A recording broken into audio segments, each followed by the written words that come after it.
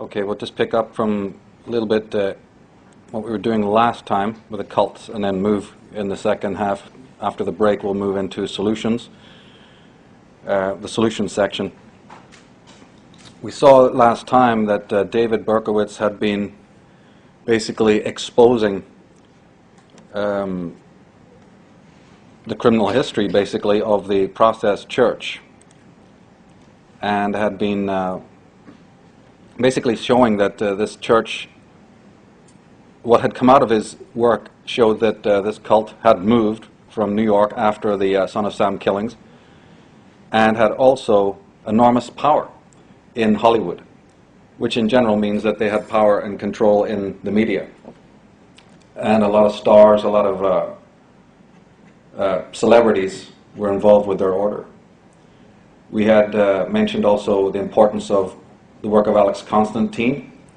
He's done lots of work, but the most important book, I think, is The Covert War Against Rock, which will be it'll give a lot of confirmation about what we're talking about here. He goes into the strange deaths, the strange suicides, controversial sort of deaths of people like Brian Jones, Bob Marley, Jimi Hendrix, Peter Tosh, Jim Morrison, John Lennon, and others. Even of them, we have to look at the deaths of Mark Bolan and Janis Joplin, a lot of strange ritualistic elements there. We have certainly questions about the death of John Lennon. No less, his son Julian has also made some very controversial statements about the fact that he believed that his father was assassinated for political purposes. He doesn't buy into the official story, the official reports. And we saw earlier that even the people who were the relations of the Son of Sam victims also don't believe it.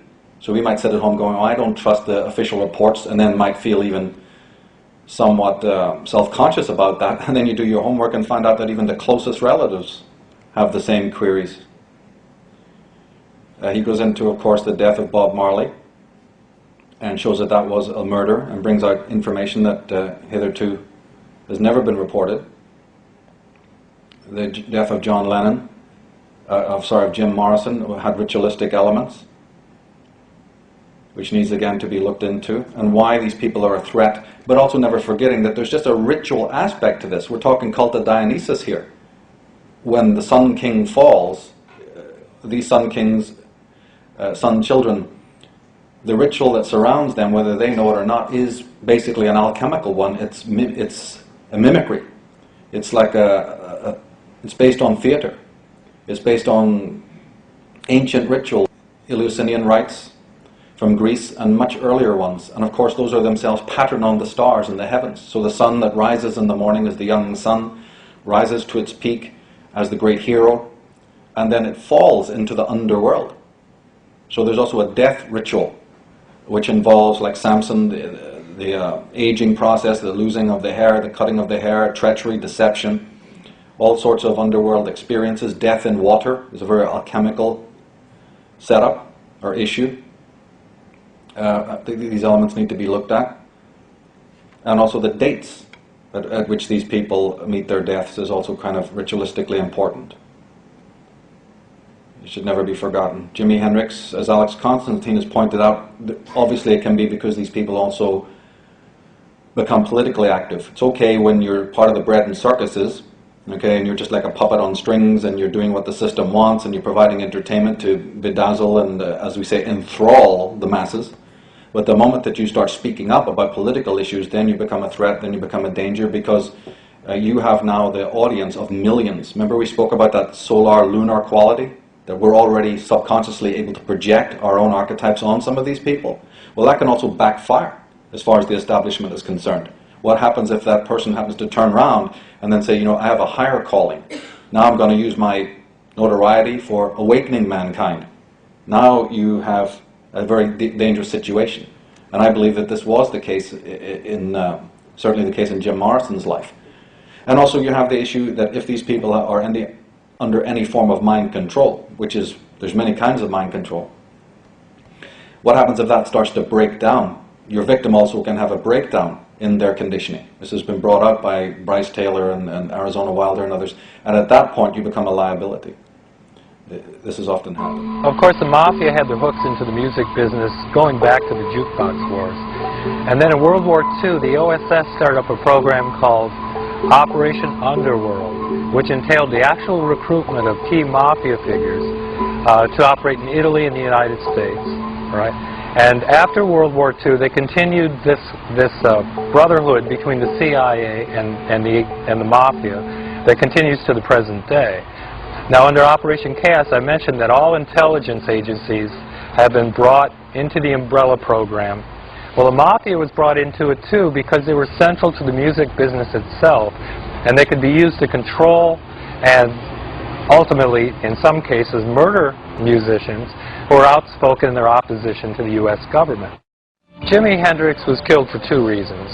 First of all, he had made statements in the teen press calling for the Black Panthers to go to Washington, D.C. and shoot the place up. Secondly, he had done a benefit for Bobby Seale and the Chicago 8. And that got the attention of the FBI and a program called COINTELPRO, which was a surveillance and assassination program. And it led to the murder of 28 Black Panthers. Tupac Shakur makes 29 because he was a Black Panther. Hendrix linked up with the Black Panthers, and for that reason, he was a dead man. But we certainly have questions about Michael Hutchence, for instance.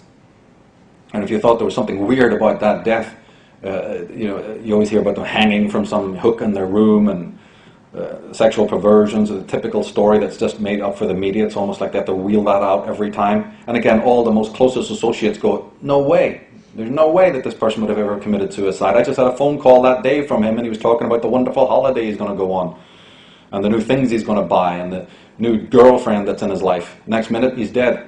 They find him hanging from the ceiling in his room. I mean, come on.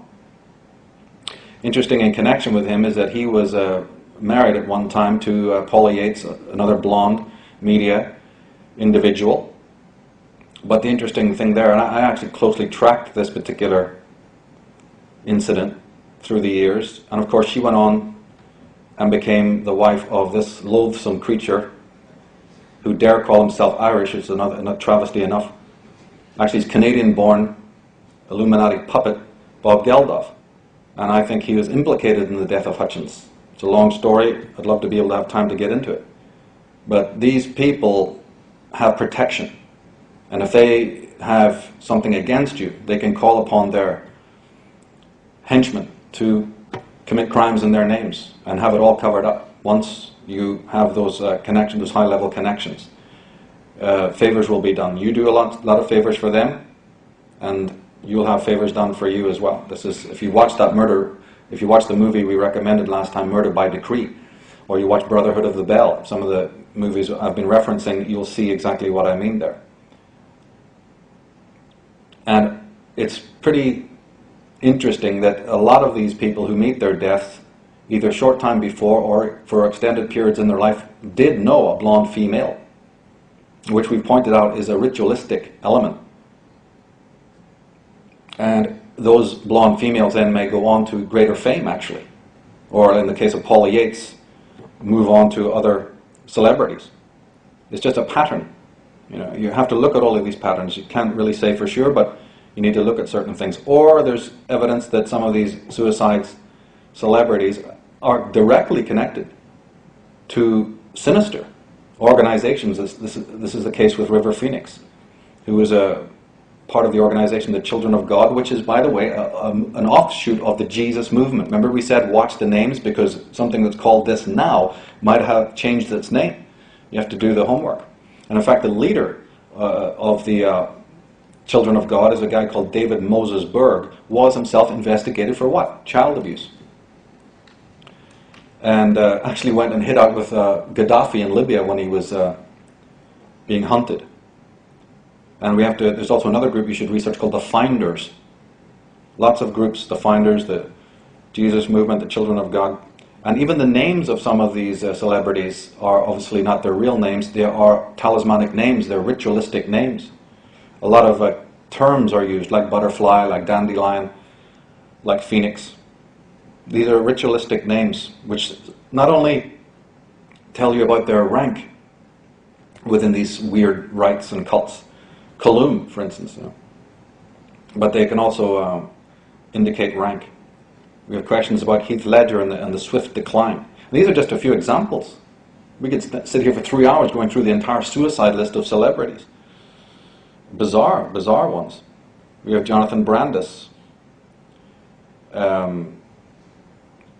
What will happen is when the mind control breaks down or the real personality starts to leak out, it's then that they come along and tell you, oh, this person has personality disorders, like they did with Michael Jackson. No, what's actually happening is his real personality is probably struggling to get free. That's when they come in and tell you, oh, he's having a breakdown. They did this with Elvis. As we showed in Architects of Control, we had a clip on Elvis and the decline and how it paralleled the movement of the sun into the underworld. I mean, he even wore the symbol of the sun. And many of the references that he made, which are rather cryptic actually, once you understood their esoteric significance, then you realize what I'm talking about. But this was even picked up officially by the great art critic and literary critic Camille Paglia, anyone who's read her works or her essays. And these are expert symbolists. She had already picked up on this motif of the tie-in to the sun cult and the symbolism of the sun. But there's many, many famous people whose daughters or sons, for some strange reason, have committed suicide. Here's a short list.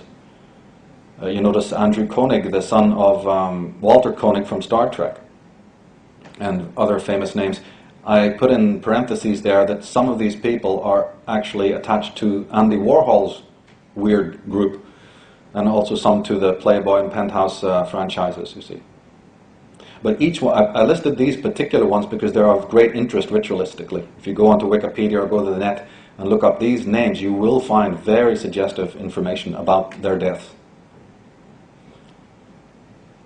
This one also is particularly interesting. Margot Hemingway, the granddaughter of Ernest Hemingway, very much caught up in that whole celebrity pigsty.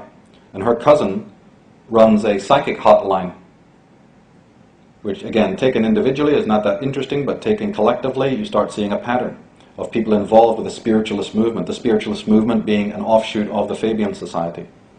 And in fact, when she started to sort of go a bit crazy, she reported that, she had been abused by her godfather. And again, her family doesn't believe that it was a suicide. Here we have Zachary Selig. They were friends, by the way. Margot Hemingway were very close friends with this guy. And he is one loony guy. If you read up on his... this is his personal logo, by the way. An Egyptian. He's Jewish, but this is an Egyptian eagle or vulture, depending on which tradition you're coming from, and it uses the pyramid. And anyone who knows that the original Judites were very much connected to the Atenists, then these kinds of strange symbolism can be understood. Now this guy, Selig, was actually born in South America, and he professes to be in direct contact with Mexican priests. That's all he'll say about it. And he's in with all the other larger, big Jewish fashion head honchos. Deeply involved in the occult, openly so. House full of weird relics and symbolism, and he's known to have given readings and spiritual advice to many celebrities. So another one of these bizarre, creepy figures to watch out for. We know, of course, about the condition of Michael Jackson, his father's bizarre connections to strange organizations. And you have to feel sorry, but at the same time you have to just question, these are not individual cases, you know. And then, what are their allegiances? Were they themselves abused from childhood so that they go on until the point comes where their mind control breaks down? Are they talented children, these sort of Dionysian children who have special talents, special dates of birth, that these astrological types are aware of, you see? This is, again, going back to how I got into this myself, I started to understand that this astrological sidereal information was being used by the establishment. And then they know that they can put these people on the world stage because they serve an iconic purpose, an archetypal iconic purpose. Recently we heard about Marie Osmond's son, strange death there. And we have the suicide of the famous lawyer. Absolutely bizarre. Again, completely out of character. He was the husband of the Dukes of Hazzard pinup, Catherine Bach. His name was Peter Lopez, found dead on his own lawn with a gunshot wound to the head. Again, that very day he'd been chatting very gregariously to friends. So it totally took everybody by surprise. High-level lawyer. We've got to think about, like it says in the Brotherhood of the Bell, what happens if you're going to blow the whistle? What happens if you have a particular conflict with a fellow colleague or worker and they want to get rid of you? Doesn't mean it's always ritualistic, but we have to take each of these cases separately and look at these other elements. This one is obviously bizarre, no different than the recent Polish plane crash with Beverly Eckhart, who dies in 2009, few days after meeting Obama. Why? Because she's pushing for disclosure on 9/11. She's too much of a threat, so suddenly she's done away with. The fellow who went around to film the Polish plane crash suddenly is stabbed to death in the hotel literally days after the incident because he's the one who's got the footage of the plane crash. Yeah, that's a coincidence. But even then, given time, like we saw the one with Peg Entwistle that I mentioned last time, 20 years later, 30 years later, in some cases 40 years later, somebody on their deathbed makes a confession and says, well, let me tell you something that's been on my mind for a long time. And that's what's just happened now with the Brian Jones death, that habitually has been put before us as just an accident. But in fact now the truth is starting to come out, that there was a murder involved here and a police cover-up involved in the death of Brian Jones, the blonde, the only blonde member of the Rolling Stones.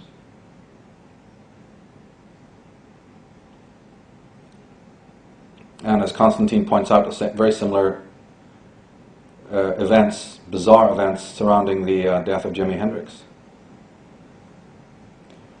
And always, not always, but in the vast majority of cases, again, around these sort of iconic figures, you have this totemic blonde female, in this case Marianne Faithfull, was very in with the Rolling Stones, and we saw how elite her background was.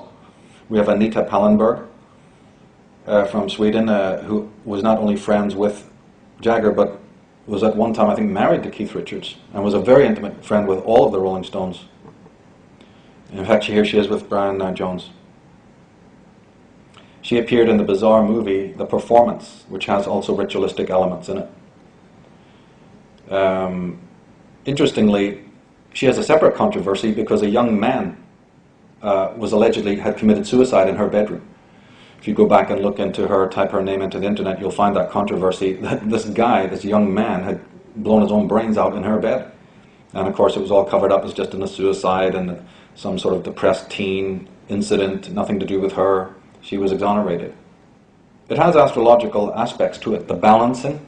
Aleister Crowley had also mentioned this about the feminine counterpart to the magician, and often that takes on a physical form. His companion was known as the Scarlet Woman, and it was a noted thing at the time that he was going around with these females that in the magical ritual were meant to balance or in some way counterpoint the personality of the male. But of course we're dealing here with androgyny, like we saw in some of the ads when we first met in March. The advertisements are very much into the concept of androgyny, and that has many elements. It's part of the ritual. But again, even with the death of Sid Vicious, you have the blonde female in proximity. With OJ, you have the blonde female very much tied into the not only drug network but the underworld. She was very much involved in the underworld, the sinister underworld of the high-class prostitution. Of course, this never came out officially, but you should dig deep and find she was very close friends with Faye Resnick and a lot of shady drug-dealing, pornographic people in the underworld in LA who were protecting her. And you still find the motif today, in recent times. Here we have Agnes Dane and Albert Hammond Jr. So it's still something that goes on today. Here's a very, what I consider, sinister image, by the way, of Sasha Pivovarov with George Harrison. Note that the pose is ritualistic. That's stylized. That's not natural. That's made for camera. The supine, lethargic, pose of the male, and the appears to be protecting spirit guardian of the female, is an image that I can show you going back to ancient Egypt, as a matter of fact. And of course, a little time ago, we had the murder of Gianni Versace.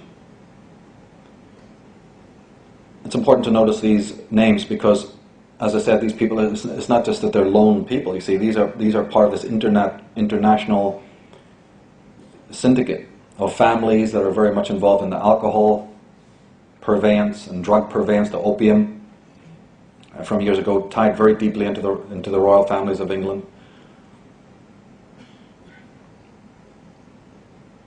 Yeah, another character that needs to be looked into is the bizarre Kenneth Unger. He's still around. He was one of the scions of the satanic Dionysian underworld and was positioned very much in the center of the San Francisco youth culture, basically to infect them with this satanic Luciferian imagery to seduce the kids. And in fact, remember I told you last time we spoke about the fact that Timothy Leary and his little cohorts appeared right in the middle of the Chelsea set. They seduced not only the bands, but also the record producers who they knew would be famous later on. So everywhere you look, you'll find these repulsive creatures right in the middle of the teen group. And this guy, you know, the personality defects of this character are well known. And he was openly involved with the Satanic Church and the process. Here's one of his symbols, which is again interestingly Egyptian, and you have a UFO in it as well. Somebody telling you something there. It's not too different than the poster that was actually released on the death of Jerry Garcia. And members of the Grateful Dead are known to frequent the Bohemian Grove, by the way, or members of the Bohemian Society. And the poster that came out to commemorate Jerry Garcia's death was a giant pyramid with a missing capstone, and it was called Illuminatus on the poster. Unger made Invocation of My Demon Brother, which, guess what, featured Marianne Faithfull and Chris Jagger, Mick's brother. Unger informed Turner, that was the confidant, remember, Jeffrey Turner, who had been investigating a lot of this. Unger informed Turner at length in the 80s about the occult involvement of Tuesday Weld in this ritualistic rock and roll scene.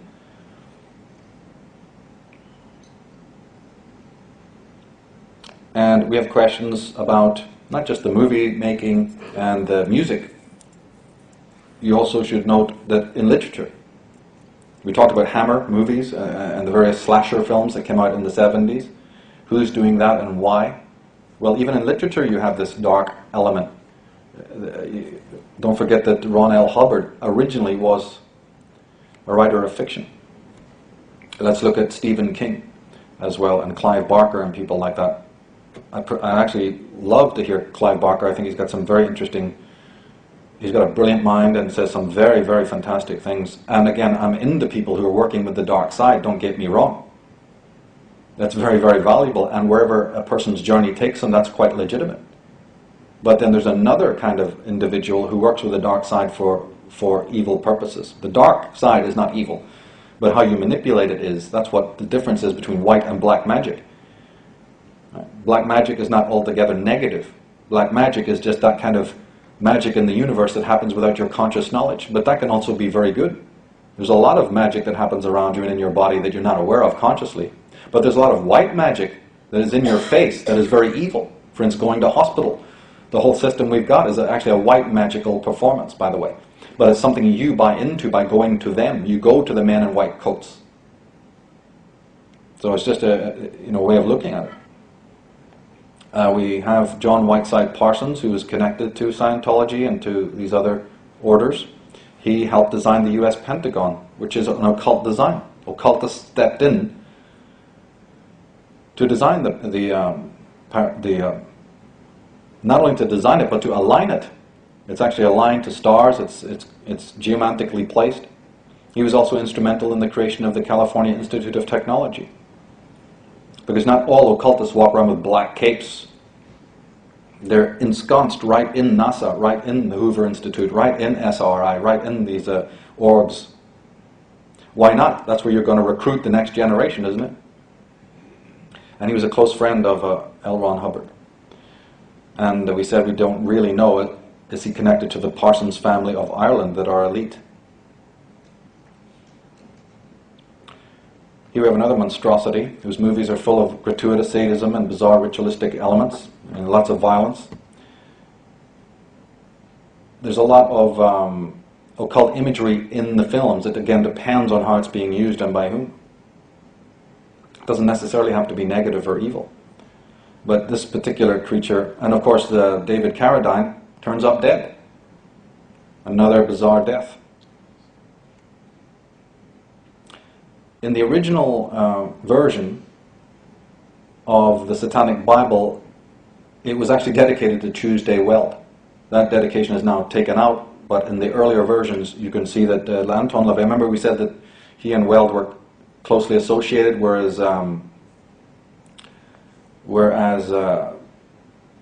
the Church of Satan leader Michael Aquino was aligned with Madame M. So there was a splitting of the ways at some point. Douglas Hawes says that in the 1972 book Popular Witchcraft, LaVey described his Satanic Bible dedication to Tuesday Weld as part of the magical ritual. In his explanation, LaVey revealed a deep and intimate acquaintanceship with Weld. Here's a picture of Zena LaVey, that's LaVey's wife. Again, the blonde iconic persona that seems to be cropping up time and time again in this area. The eagles appear to be associated with her, according to the reports of Turner and other researchers. Particularly the bizarre and well-known song Hotel California, which is known for its occult subtext. Also the cover design. It's one of the ways I actually got into this subject myself. I don't remember if I mentioned before that I was fascinated with album cover art back in the late 70s and 80s, particularly with the works of Rodney Matthews, Roger Dean, and the group called Hypnosis from England. Their designs, album cover designs, really interested my brother and I, and we made a meticulous study of those album covers, not implicating the bands. You see, the good thing about doing that is you suddenly realize that the band may not even have the faintest idea. This was brought out by Black Sabbath's guitarist Tony Iommi, where he said that, you know, when the upside down or inverted cross was first put on their first album, I mean, these are just guys from Birmingham, you know. Their interest in the occult was merely as any teenagers would be. They were not deeply involved in any of that, but the record company decided to put satanic symbolism in their album. And you can't fight art designers. Anyone who's worked within the music business knows that the art designers have the say. And that's why you have to later on form your own company to get out from under their power, which Bob Dylan's and other people do, you see, to get out of the way of their power. And so they found all of this satanic symbolism being introduced into their album covers. So when we studied this, we made a separation between the wonderful lyrics and the power and the beauty of the music and the people and the establishment sort of commercial shell around these bands and the imagery. And this very much goes for the Eagles and so many other bands I could mention. In fact, in the song Hotel California, of course, you hear that the hotel is really a metaphor for the world. It can be a metaphor for the mind itself, the soul coming in that can check out any time it likes but can never leave. Is a very bizarre statement which has ritualistic elements. People who are involved in these cults will understand what it means to join something and then never be able to be let go from it. But interestingly, in November 1977, Tuesday Weld appeared for a Times Magazine interview at this very hotel location. It's called the Chateau Marmont, and she was dressed as a witch for that interview. The author of the piece said that she was fast becoming the high priestess of the Weld cult. That's in the original interview. So she appears in the Chateau Marmont, dressed as a witch, and then is introduced as the high priestess of the Weld cult. And if you look up there to the top left on the balcony there, people have suggested that that is actually a picture of Anton LaVey. Is standing up there on the balcony. It's never been conclusively proven, but a very bizarre, ritualistic look, as well as the lyrics of that song. Now, people always wonder about the power of these cults. But then all you've got to say to them is, look, we now accept that corporations have so much control, right, ubiquitously throughout the world. So it's sort of like that. We know that the media has control, the corporations control, they control individuals, they control politicians. So what's the difference with it on a little bit different level? The symbolism alone is highly interesting. Virgin Atlantic, it's now called Virgin, is one of the companies whose symbolism to me is very much indicative of cult activity. They are the one company that actually hired a lot of these album cover artists that I'm talking about. Here's their original logo, which has always interested me, and it shows this split female, what's known as a syzygy, and it's a mind control concept. You have the butterfly, the way the twins are positioned is in a posture that's known as the butterfly. You have the tree of life. You have the black heart. The term virgin, which is again means different. It means different than we would use that word. You see, that's a code word within the ritual, the cult. And you have this red dragon. Remember the whole dragon court tie-in to all of this. So why pick those images? You know, very suggestive indeed.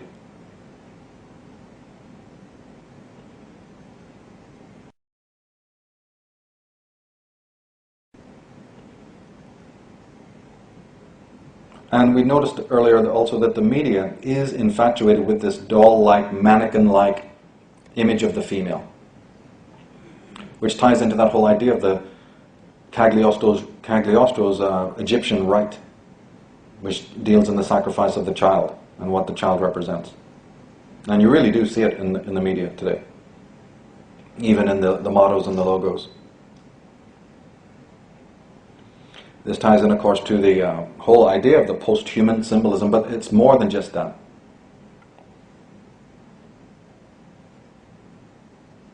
Here's another unspeakably bizarre version.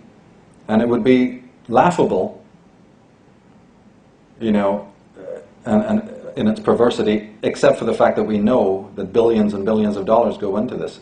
And we also know its effect on young women, young girls, who will do anything to emulate these images. As we said, we may not be able today to get into too much of the post-humanistic stuff, but I think you're all familiar with that concept. We will look at it a little bit in the solution section after the break. But always note it in the media, in the movies, and in the ad copy, particularly involving the female, or what appears to be a female on the surface.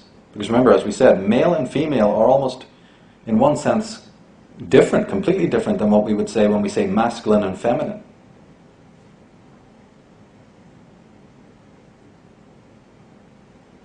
Merging man and machine. On the MSAR forum we have a whole page, a whole section on that, mankind's future, where we keep the latest updates on what's happening in this field of transhumanism. Been looking at it for a long, long time. Of course, you look at the ad copy and that lets you know the whole story. Have actually... One thing that you can see is that the technology, the movement towards this transhumanistic person or being is to separate us from nature. It's another emphasis that nature itself is being turned into a simulacra. Wish we had time to discuss this place that I visited in Manchester called the Trafford Mall. Some of these malls look like palaces nowadays. They even have inside the whole roof has clouds and tree-lined, and as evening falls they turn it into stars. This whole idea to bring people out of nature inside to these palatial malls, to say, oh, you don't need real nature anymore, come here. And the working class people of, Trafford and Manchester, they feel like kings just to get, when you park your car, just to get in the front door. It's like walking up the Palace of Versailles, This has subconscious meaning. And then you walk inside, it's all pagan gods and goddesses and murals and all sorts of subliminal motifs and the head of Bacchus and all of this stuff. I wish I could do a whole show on that. I've got loads of photographs, sun discs and Latin phrases and, sacred hearts and what have you. And what effect does this have, Here we are, having the finest of Greece and Rome symbolism, and half the people have never even having the faintest idea about that kind of history. So why did all that money get spent? What's it all for? Is it to drag you inside a sort of a precursor to the global village, to make nature look less important, faded to grey, and it's this internal, almost pleasure dome type of feel, with all of this Aztec and Egyptian symbolism all over the place? We might look at these ads and not even notice that how pernicious they are. Which iPod are you? What's that? What does that really mean? It's fusing the difference between the human and the technological. All of this is just softening us up. It's tenderizing us for what's to come. Even the numbers, by the way, if you look at 618, do you know how important that number is? Here we have the headless. We looked at this earlier. And we have, again, the splitting of the female body into two. And the lack of a head. Or even much more sinister, the whole idea of blood and what it symbolizes both in a positive and a negative way. To psychopaths, blood is very important. Anyone who's caught my DVD, Weapons of Mass Destruction, we go into it, and even in the end of the Atlantis DVD, we talk about how blood, literally the symbolism of blood, is vitally important to people in cult activity. So is milk, so is semen. You see, they all have these ritualistic elements connected to it. And then the astrotheology, the blatant astrotheology, or let's say perversion of astrotheological motifs. The twisting of the whore virgin concept. You have the sacred and profane love. It's been known from the Renaissance onwards, the higher and lower female. You have the Savior on one side.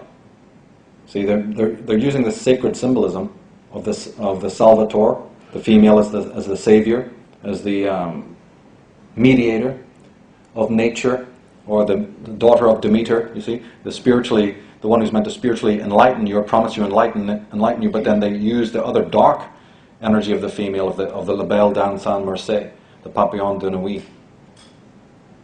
Mixing up the archetypes to mess you up. You mess with the archetypes, what do you think is going to happen to the stereotypes? Ad copy again that is very cult-like and vampiristic. Or morbid. This preoccupation with death. And this is often is the choice of the actual person.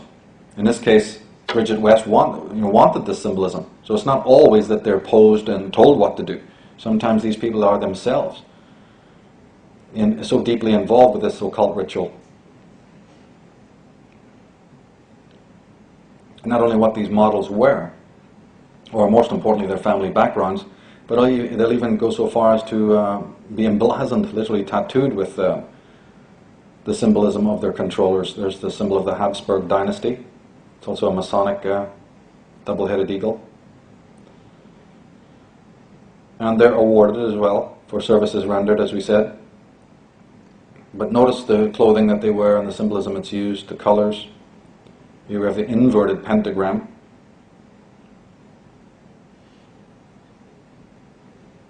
And the number 3. And the various poses that these people like to turn up in is also highly suggestive. And drip feeding the minds of the young to say, this is what you need to be, this is who you need to be, this is how you get your fame and your notoriety. It's very, very pernicious. Here's another one, and look what the album cover, or the concert is called, A New Day, which is patently Freemasonic. Here we have some more rap stars. And slowly it's coming out that there are even black lodges. There's even lodges of Freemasonry. I have the link on the forum that even show you that there's now, it's come to light that there are lodges for blacks, specifically only to join. And they will then be using this symbolism to mark status and to let you know who they are. The lightning flash, something to look out for. Here's some lyrics from Jay-Z. It says, "I'd rather die enormous than live dormant. That's how we on it. Live at the main event. I bet a trip to Maui on it. Presidential suites, my residential for the weekend. Confidentially speaking in codes since I sense you peeking." So they're literally telling you in their own words that they have a subtextual going on and that they're using code language. And then, you know, they're telling us that we're crazy believing in conspiracies. And part of that coding is the symbolism, directly. It should never be forgotten.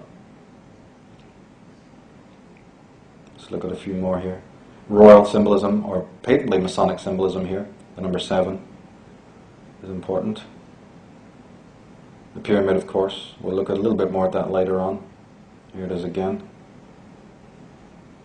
And you just wonder, you know, out of all the hundreds of symbols that can be used, you keep getting this religious symbolism or patently Masonic esoteric symbolism.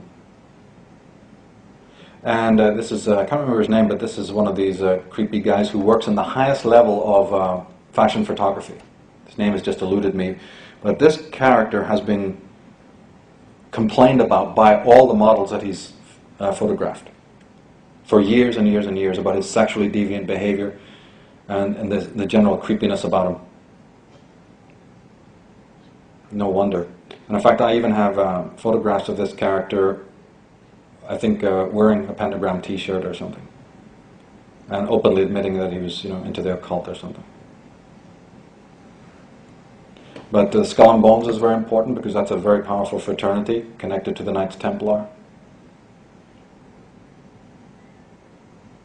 The single eye has been brought out also. And that hand signal, by the way, is connected to the Jews, or let's just say to the Judites. Here it is on a synagogue, an old Jewish symbol, a blessing symbol of the Spirit of God. And anyone who studied my work knows, again, as I repeat again, the connection, not to the Jews that we know religiously, but to the Judites. There's a difference between these terms and how the Egyptian tie in. And we have to understand also that these signs that they're making is not a joke. They definitely do relate to secret society symbolism. And it's used even in the political domain, of course. It's very interesting how they do it. It's quite a study to find out how adept these people are. Here's a book, The Duncan's Ritual.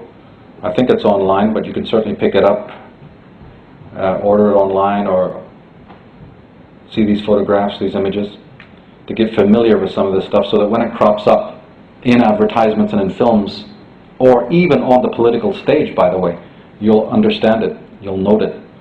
I think I had mentioned this kind of thing in that they use it in court a lot.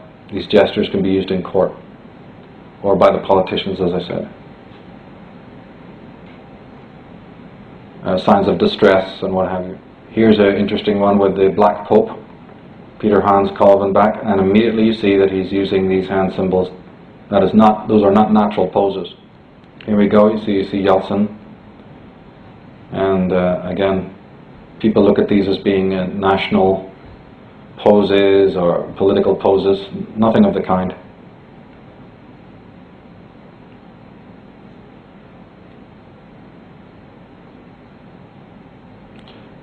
We do it all the time.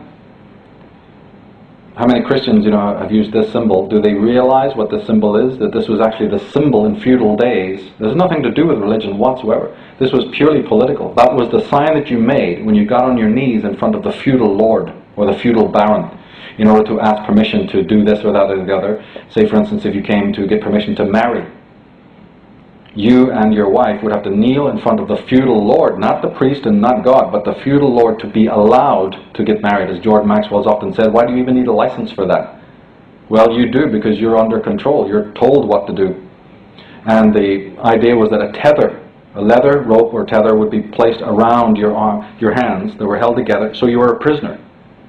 You were enslaving yourself. So that is actually the sign of slavery and submission that later on became known religiously.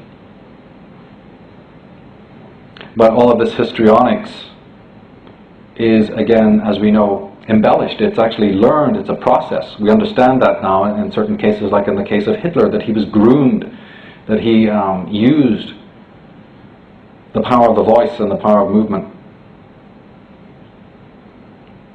You know, they're educated in this. It's a form of weaponry. And for those who don't know, yeah, Obama is a Freemason. It was openly admitted. Historically, we've understood that astrology is used in government circles all the time, even though it may have a sort of a... they present it to you in a sort of a banal way. But it's there all right. Not that there's anything wrong with astrology, but it is wrong if you're trying to control humanity by using it. And as we looked at last time, the pyramidical symbols, the solar rays, go straight back to the sign of, straight back to the signs used by Akhenaten. I mean, his most beloved signs. And I'm glad to see that now, and nowadays, people are really getting up to speed on all of this. It's good, but it's a continuing study, you see, because it doesn't just stay one way. Brand new life, new day. What's it all about? And again, the iconic symbolism, especially surrounding the father figure, the animus. Remember we talked about the master-slave relationship? Well, we buy into it as well.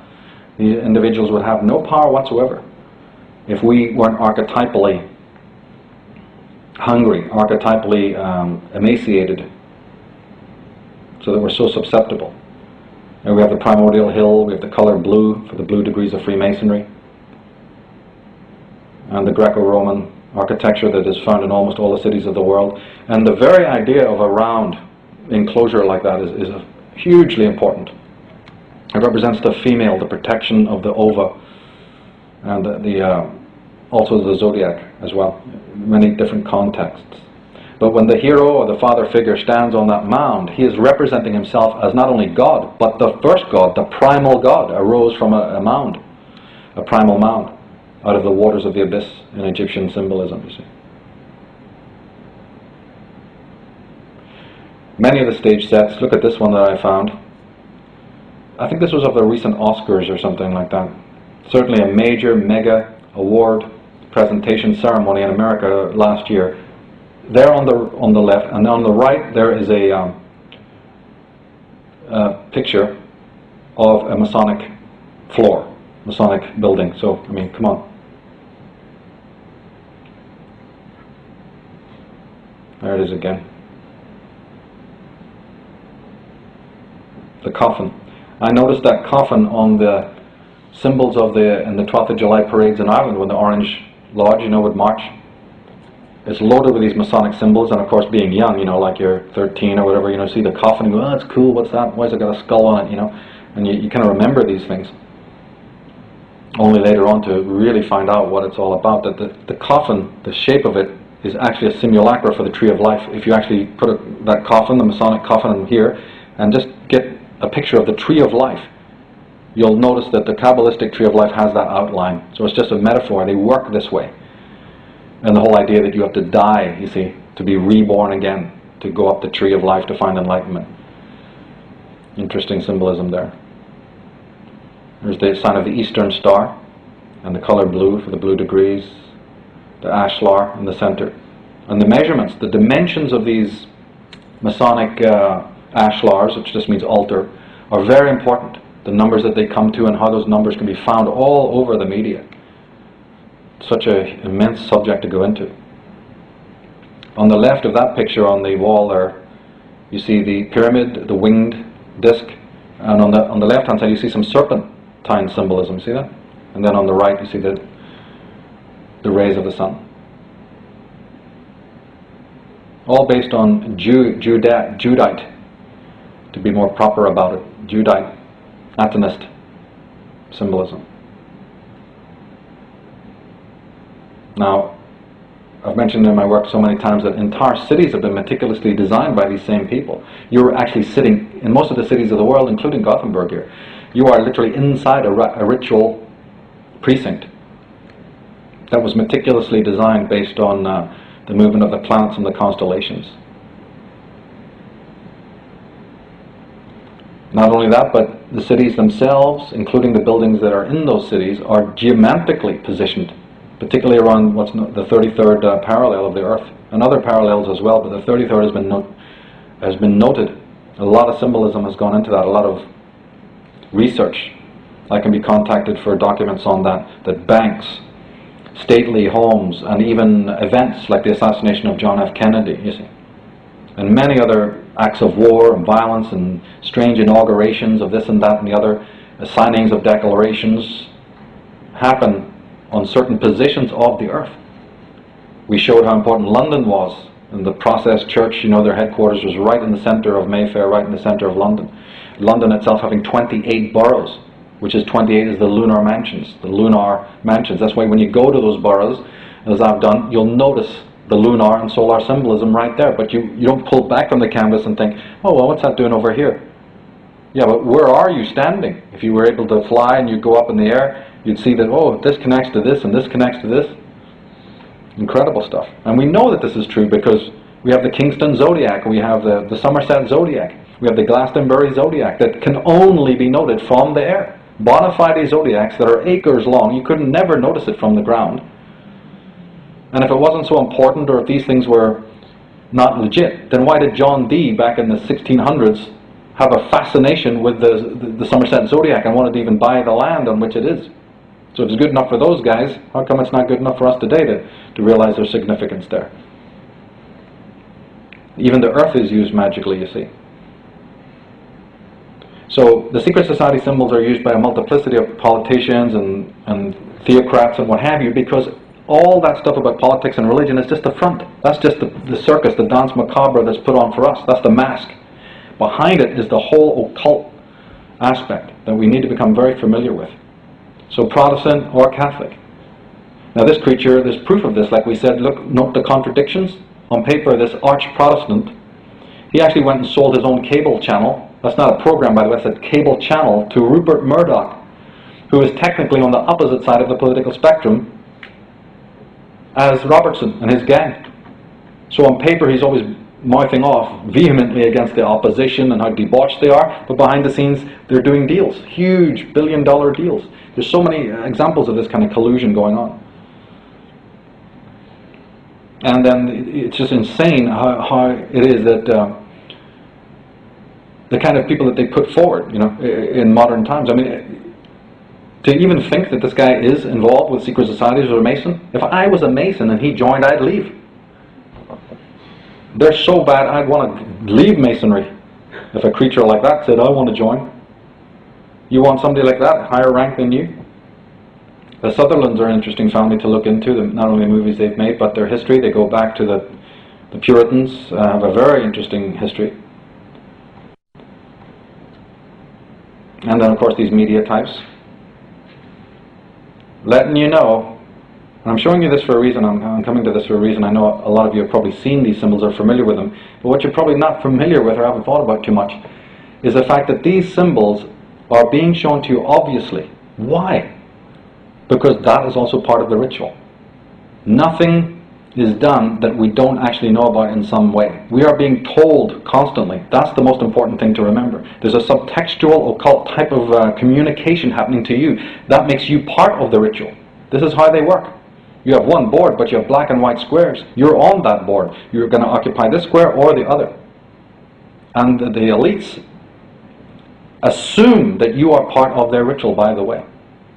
Okay, they may treat us like pawns or whatever, But we're still part of the game. This is very important to realize because it's also to do with the retaliation. Once we know that we're part of the game, your movement then becomes very important. How you think becomes more important than you just thinking you're an outsider looking at all of this spectacle. Well, these guys are including you in that ritual, and they're letting you know how it works.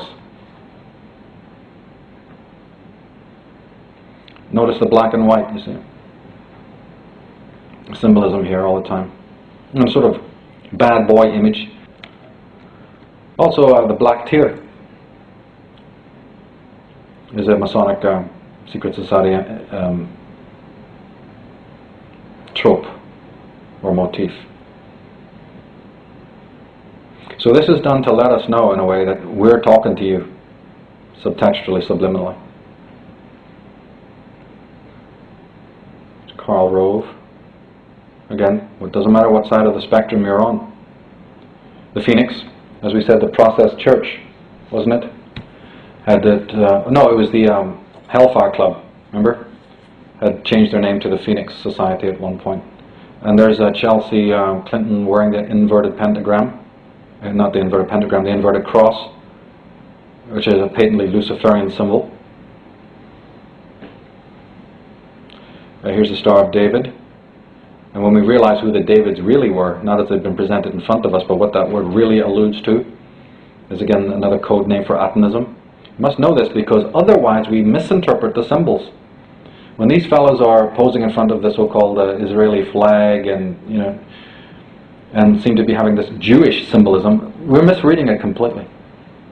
Camp David doesn't refer to the Jews, right? And Jews need to know this too. They're the first who need to be told this, so they're the most confused. They're the most mind-controlled of all, thinking that this is to do with their religion. It has nothing to do with their religion, and they need to be aware of this.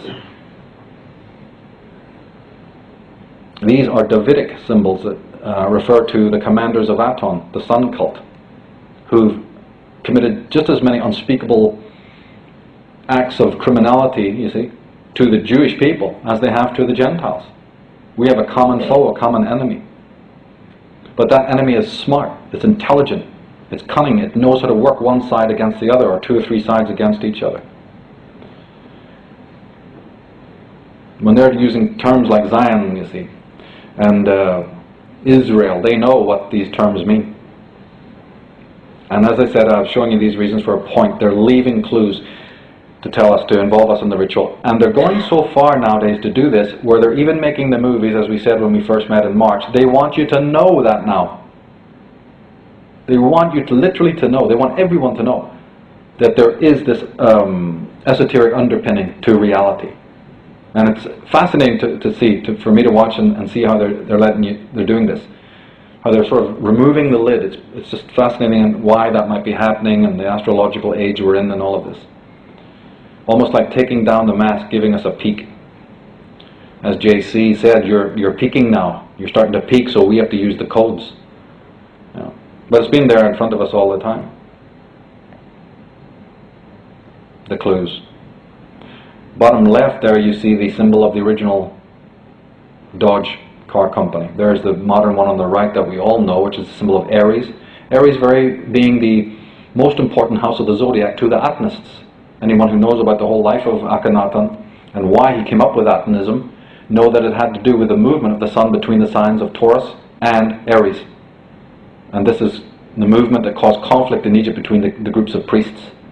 And the priests of Heliopolis and Memphis backed Akhenaten, and that's how he was able to create Atonism and do horrors or untold horrors in Egypt. So the ram and all the Aryan symbol pertains directly to the cult of Aton. As does the Star of David, of course, and there you have it in the Egyptian motif with the wings and the Star of David, the Judite connection. The pentagram and the blood circle there for Access Hollywood. Other 3 6s. I'm glad to see people are getting up to speed on that. They're not getting up to speed on what 666 really refers to, by the way. Christians just think it's a sign of Lucifer. First of all, they don't even know what Lucifer is. They have to define that term. What's the difference between Lucifer and Satan? We've done an interview on that on Red Eyes Creations. I've gone into it in the Irish Origins book. 666, very briefly, if you multiply the numbers, is a triad number. So just from 111, 222, 333, 444, you multiply them and to get one of the meanings. 6 times 6 times 6. You see, 216 becomes a very important number in astrology. These are numbers of the initiates. It's also numbers that are found in the dimensions of the pyramid and the Ark of the Covenant and all of that kind of thing. But this is stylized in so many places. There's a couple of logos that stylize it. Here's how it's done, the Walt Disney logo. And it, in one sense, doesn't really represent anything evil. It just represents something hidden, something occult, something the initiates will understand, sacred knowledge. Even if you add the numbers, right? 666, it's 18. 18 becomes 9. But 9, 18, 27, what do these numbers mean? They refer to something. They refer to the initiated and the non-initiated person on one level. 666 was in the Bible, we find it, and it refers to the number of man, basically. It's a human number, remember? I've gone into the meaning of that as well. Or the swastika, the double-headed eagle. You're finding it all over the place, especially in the purveyance of alcohol and tobacco and these companies, because these are the old pirates, the old scions of these royal figures. The Nike logo has been exposed clearly as being connected to Saturn. And that's a huge story of what Saturn represents, Kronos, and how these symbols, the effect that they have and the meaning that they have. The skull and bones, here we have Stephen King. I mean, that's hardly a natural pose to be in, so what's being told to us here? And also drawing on tarot and astrology, you'd find it in the most bizarre places. Sometimes it's accident, sometimes it's not. But they identify, this is a fusion, a constant fusion between archetype and stereotype. This is how the things of the world get their meaning, get to be attractive to the human mind. If we just believe what's on the surface, well then, that's it. That's ignorance. Here's the poster for the Euro 26. And we notice how similar that is to the effigy of the god Moloch, which some researchers have identified as a secret society emblem, that could be found at the Bohemian Grove and places like that. The fact that it has a bull's head is nothing evil, it's just that these cults come from the age of Taurus. They're astrologically based. Don't forget about the concept of the female again, and the associations of different houses of the zodiac is involved in this. Turn the symbols around, flip them over, rearrange them. Here's a good example. What most people would think is just the ice cream company heart. If you just flip it round, it becomes 33, which is the highest degrees in Freemasonry. So it's just, I'm not saying anything about this company specifically, I'm just saying, let's examine examples of these companies to see if there's any hidden meanings and so on. Brought out in 2006 the idea of this tear or claw mark, and now suddenly you have this company coming out afterwards that literally is making it very clear that that's the case. But the interesting thing about this particular company is that particular rip corresponds with Va, the Hebrew letter, which corresponds with the number 6. So those 3 tears is actually 666. This is just the way they do it, the way they play. There's the Hebrew letter there. You're reading backwards. Aleph, Beth, Gimel. It's A, B, C, D, see? We get the word alive from the first letter of the Hebrew alphabet, Aleph. It also means breath. You're alive because you breathe. You see, that's the number associated. Bet or Beth means house, so that's connected to the pyramid. The second letter, Gimel is translated in English as camel. The symbol of that letter is a little camel, where you have Camel cigarettes. Yeah.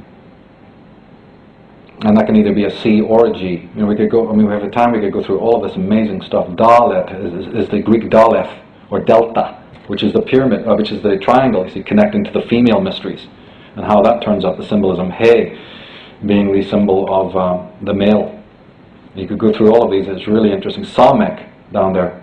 That's where our word stomach comes from. Nun being the goddess of the waters. It's where the German 9 no, nothing, emptiness, no, noon, high noon, we get that word, mem. M, the letter M is the only letter that you pronounce with your mouth closed. So in the wartime in Britain, they would say keep mum, right? That's from the Hebrew keep mem, because it means you're holding your lips closed. Well, doesn't that have a lot of meaning when you see these celebrities and rap stars, you know, making the whisper sound or closing the mouth? They're using all of this esoterica just to study the so-called Hebrew alphabet. Shin is actually pronounced Shayin, and that is where we get the English word shine, to shine like the sunlight. Resh is where we get a multiplicity of words like red and rex for king, and all the words connecting to royalty. And rush, now there's a new drink out called Rush, which uses the symbolism tweaked slightly. And of course the very famous Yod, the very first letter of the name of God, Yod, He, Vav, He. We're just going to spend so much time on that alone. We have to move on. But here's again the way the 666 is carefully and brilliantly stylized. Here is a folder from a bank in Wells Fargo Bank I picked up, God, it must have been 10 years ago, with Masonic symbols right on it. The hammer, the key, and the rule, but it's open to look like a compass. And there on the top right, those are colors again of the Eastern Star. We looked at how common those colors were in corporate logos, and now you find out where it comes from. It's purely Masonic. Here it is again. Who's really behind Austin Community College? Well, they're telling you in the symbol of the star, the Eastern Star of Freemasonry. There it is in the top right. There can be no doubt about it. After you've listened to like 2 hours of Jordan Maxwell talking about the black robes and the mortar boards and all the rest of it, and then even the word degree, right, and the ram's skin that they often used to give you to put around your shoulders and all the rest of it, how can we be in any doubt?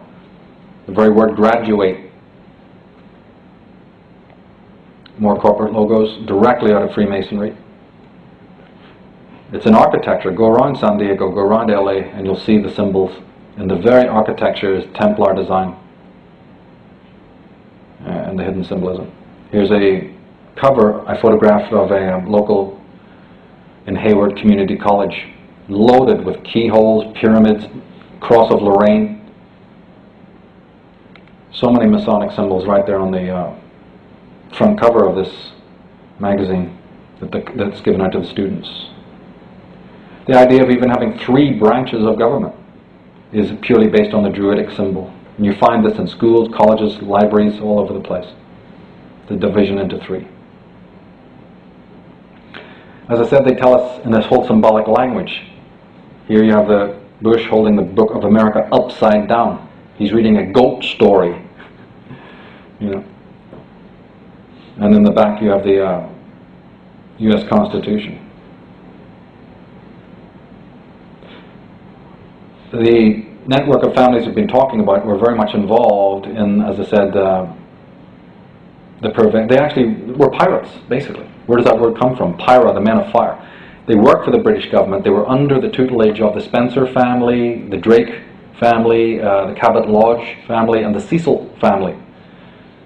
Ogilvy is another one.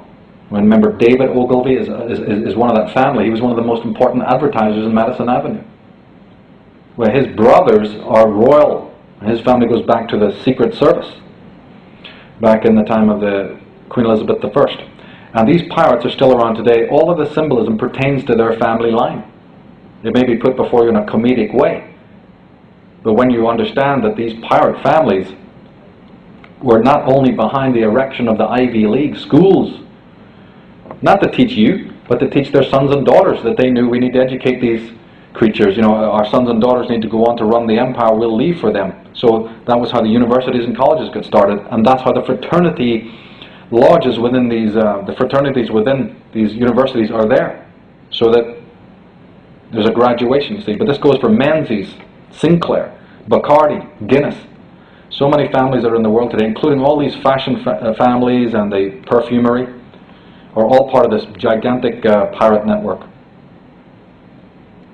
This is a band, the Lords of the New Church, that I've been studying for a while. I think they're very tied up in a lot of satanic stuff. Again, it's my personal opinion. And you just keep noticing the symbolism. Here's Rihanna. with the skull and bones and the rose motif tattoo. And of course it pertains, one of the most important lodges, as we know, is the Skull and Bones, which is ensconced at Yale University. It was actually set up by this man, Daniel Coit Gilman, who lived between 1831 and 1908. He was a so-called educator, an academician who was instrumental in founding the Sheffield Scientific School at Yale College, and who subsequently served as one of the earliest presidents of the University of California, the first president of the Johns Hopkins University, and as founding president of the Carnegie Institution. He was also co-founder of the Russell Trust Association, which administers the business affairs of Yale Skull and Bone Society. The Skull and Bone Society is a branch or wing of the Russell Trust, and that's a very important organization to study. We said we'd be mentioning the names. Well, this is one of the most important of all. The Russell family and the Russell Trust.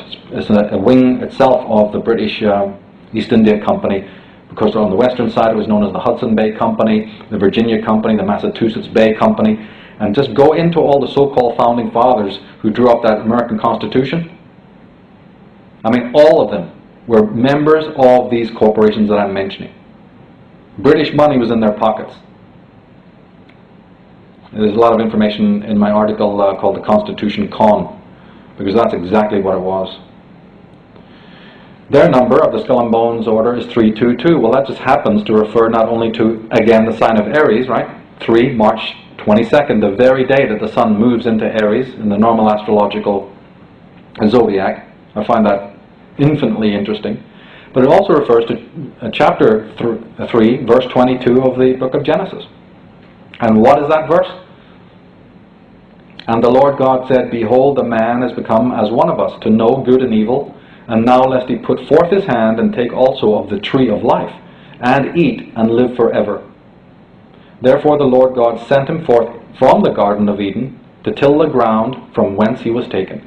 So he drove out the man, and he placed at the east of the Garden of Eden cherubim, and a flaming sword which turned every way to keep the way of the tree of life. So this verse is about not only the fall of man, his banishment from the Garden of Eden, the rivalry that he had with the gods for knowledge, that man was actually due that knowledge, but it was hidden from him, that the gods, plural, that alone is dynamite, conspired to keep from man sacred knowledge, and have kept him in ignorance and prevented him from returning to his natural state, penalizing him for a sin that he didn't even know was a sin. And by the way, Eve wasn't even born when the prohibition against the apple, the tree, was made by God. Eve being formed from Adam's rib comes after God has made the prohibition. How innocent can you get? You weren't even born yet and you're being penalized for the crime? Anyway, speaking of strange symbols, here we ask, why is a skull and bone symbol to be found on the tunic of a member of the Knights of Columbus, a Jesuit Catholic order to which many U.S. politicians and public figures belong? The Knights of Columbus. Huge story there. But they're Catholic. I thought everybody at Yale, was meant to be Protestant. Incredible. But you have to watch where it turns up, even in the so-called alternative community. There it is, chapter 322, March 22nd. The very day that the sun rises into the sign of Aries. Oh, what's it doing here on a Nike ad? See there in the flames on the left? I've noticed this on so many TV programs, 322. If you get the movie Independence Day, briefly it's either the Gene Hackman character or one of the other characters just pulls back his digital watch. It's just like a instant. It's before the feds sort of crash in and try to arrest them and destroy their premises. Somebody looks at a watch and it says 322. You'll catch this in so many movies.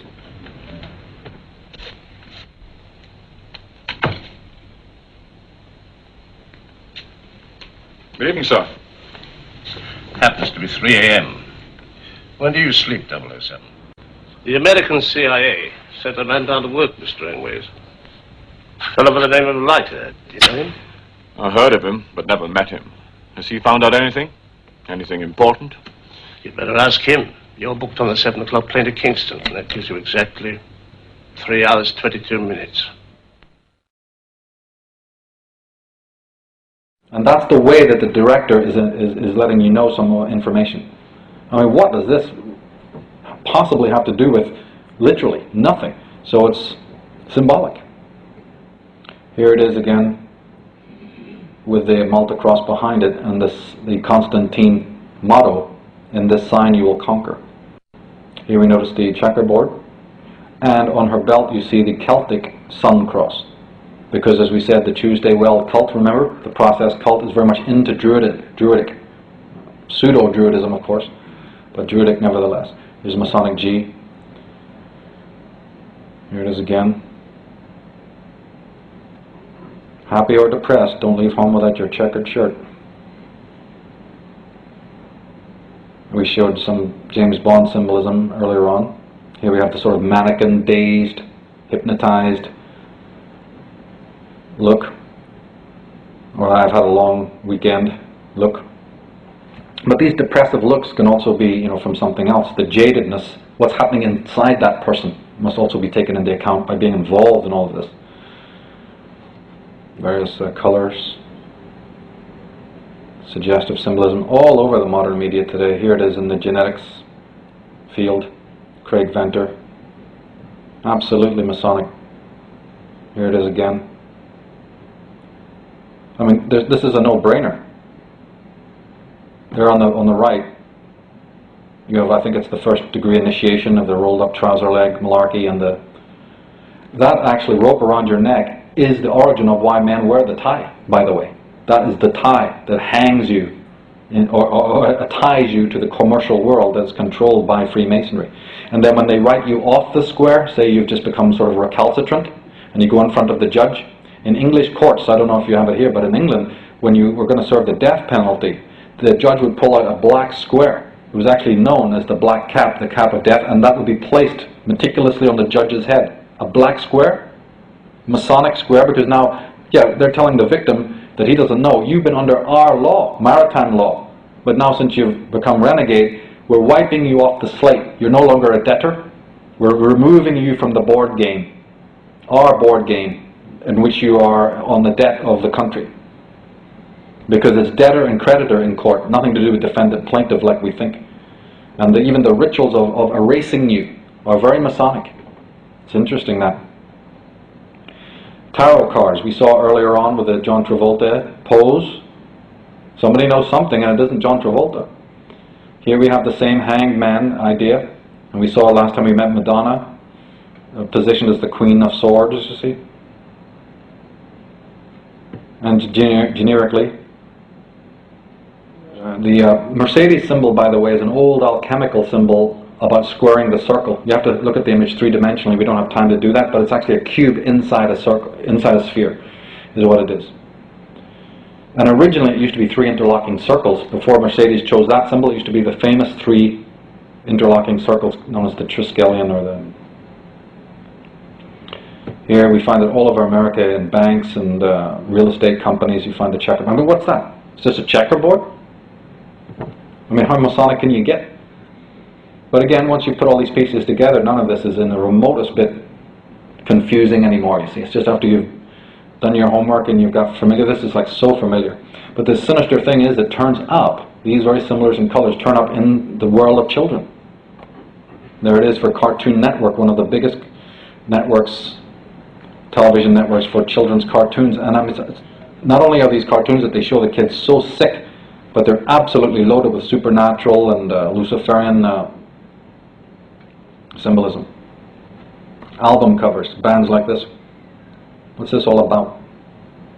You won't ever crack it until you understand the power of this Dionysian, specifically the Dionysian cult that works with androgyny and works with sacrifice.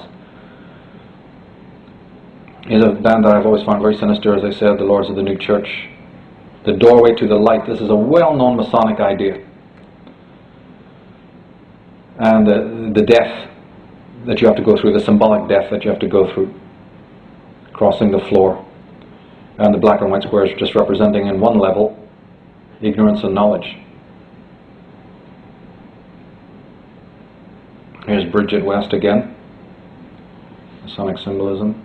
Here's a band. Their poster is Masonic.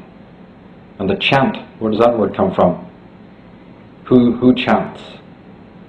You go up to Untermeyer Park, you'll see who chants. Here's Blondie. Again, the tie-in. Remember I said that a lot of these blonde women are really a simulacra, a stand-in for the occult priestess.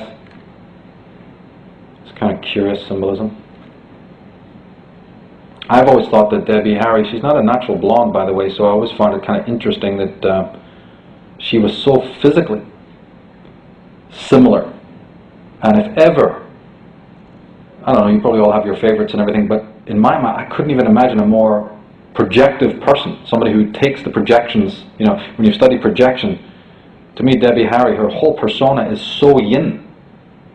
I mean, this is perfect occult ritual type of person who just, you can just look at for hours without you even knowing it. It's partly erotic, it's partly idol worship, it's fascination, it's all of this allure, you know, this whole cult of mystique, which is partly female or feminine, but infinitely more.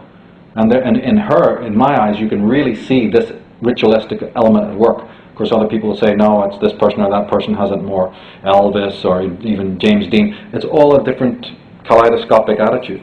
But I sense the ritualistic element in all of this because there's such a tremendous resemblance between Debbie Harry and the Tuesday Weld. And of course, that priestess then will be positioned in different ways. You know, the punk movement, the countercultural movement, they're everywhere. They're all one person, one priestess, one archetype, but several different stereotypes. You find it whistleblown in the movie with Janet Leigh and Lawrence Harvey, Manchurian Candidate. They're literally telling you there that the symbolism involving deep mind control and how that is done via the female, the blonde female, or how the blonde female plays a part in that process. There's many whistleblowing movies that directly bear on this. None better than this film, which I hope everyone will get, The Green, Woman in Green. I don't know, I've still yet to find a movie that whistleblows what we're talking about better than this. It's a beautifully made movie as well, as was many in this series. Some were made during the war years, so they're a little bit propaganda-based, but those are just mostly the tacked-on endings. If you watch the movies with an occult eye, you'll be absolutely amazed. The only thing is that I've recommended these series of movies before to people and they don't see it because the symbolism that's in the series is so subtle and so brilliant and so elaborate, it still has yet to be cracked. I hope in the future I'll be able to do a deeper work just on this series, including this phenomenal movie, but just get this if you can.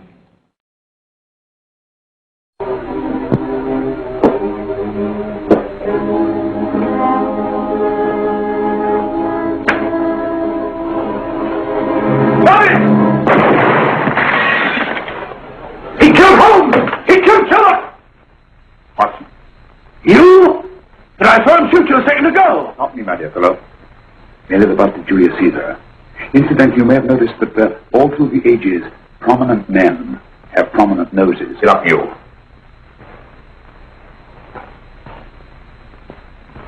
Corporal Williams, Middlesex Regiment. Discharged from the army as physically unfit. People seem in order. Now, Corporal Williams, you've seen service in the Far East, haven't you? The East. I thought so. Look at his complexion, Watson. Yellow as saffron. He's been taking attebrine. Cure for malaria. Sniper, aren't you? Sniper. Why did you try to kill me? I had to kill him. I had to. Oh, snap out of it. Stop it, Watson. He's shamming. No, he isn't. Who told you to kill me? She told me. She told you? She told me I couldn't miss. Well, luckily you did miss, you murderer. Isn't a murderer, Watson. Listen, Corporal Williams. She told you you had to do it, didn't she? I had to do it. I've got it, Watson, I've got it. Got what? The method used in the finger murders. Oh, what is it? Hypnotism, my dear fellow. Hypnotism. And it wasn't against his nature. That's the devilish part of it. They picked a man for that purpose whose job was smiting. Who are they? Professor Moriarty and his finger murderers? Williams spoke of a woman. I think you'll find that she asked him home tonight for a drink. Nice quiet rooms, soft lights, music. You got it all pat, Mr. Holmes. What's the lady look like? Up 30, nice figure, blonde, lustrous eyes. Here we have again the 666 in the eye. Again, the doves. The columns, right? The mannequin, the one eye closed, the one eye open. The gun, she's holding her hands like not only the religious symbol that is used in Masonry and also in the Vatican as allegiance, but it's also Baphomet, the occult icon of the Templars. I mean, what have they left out? Anything? Here again.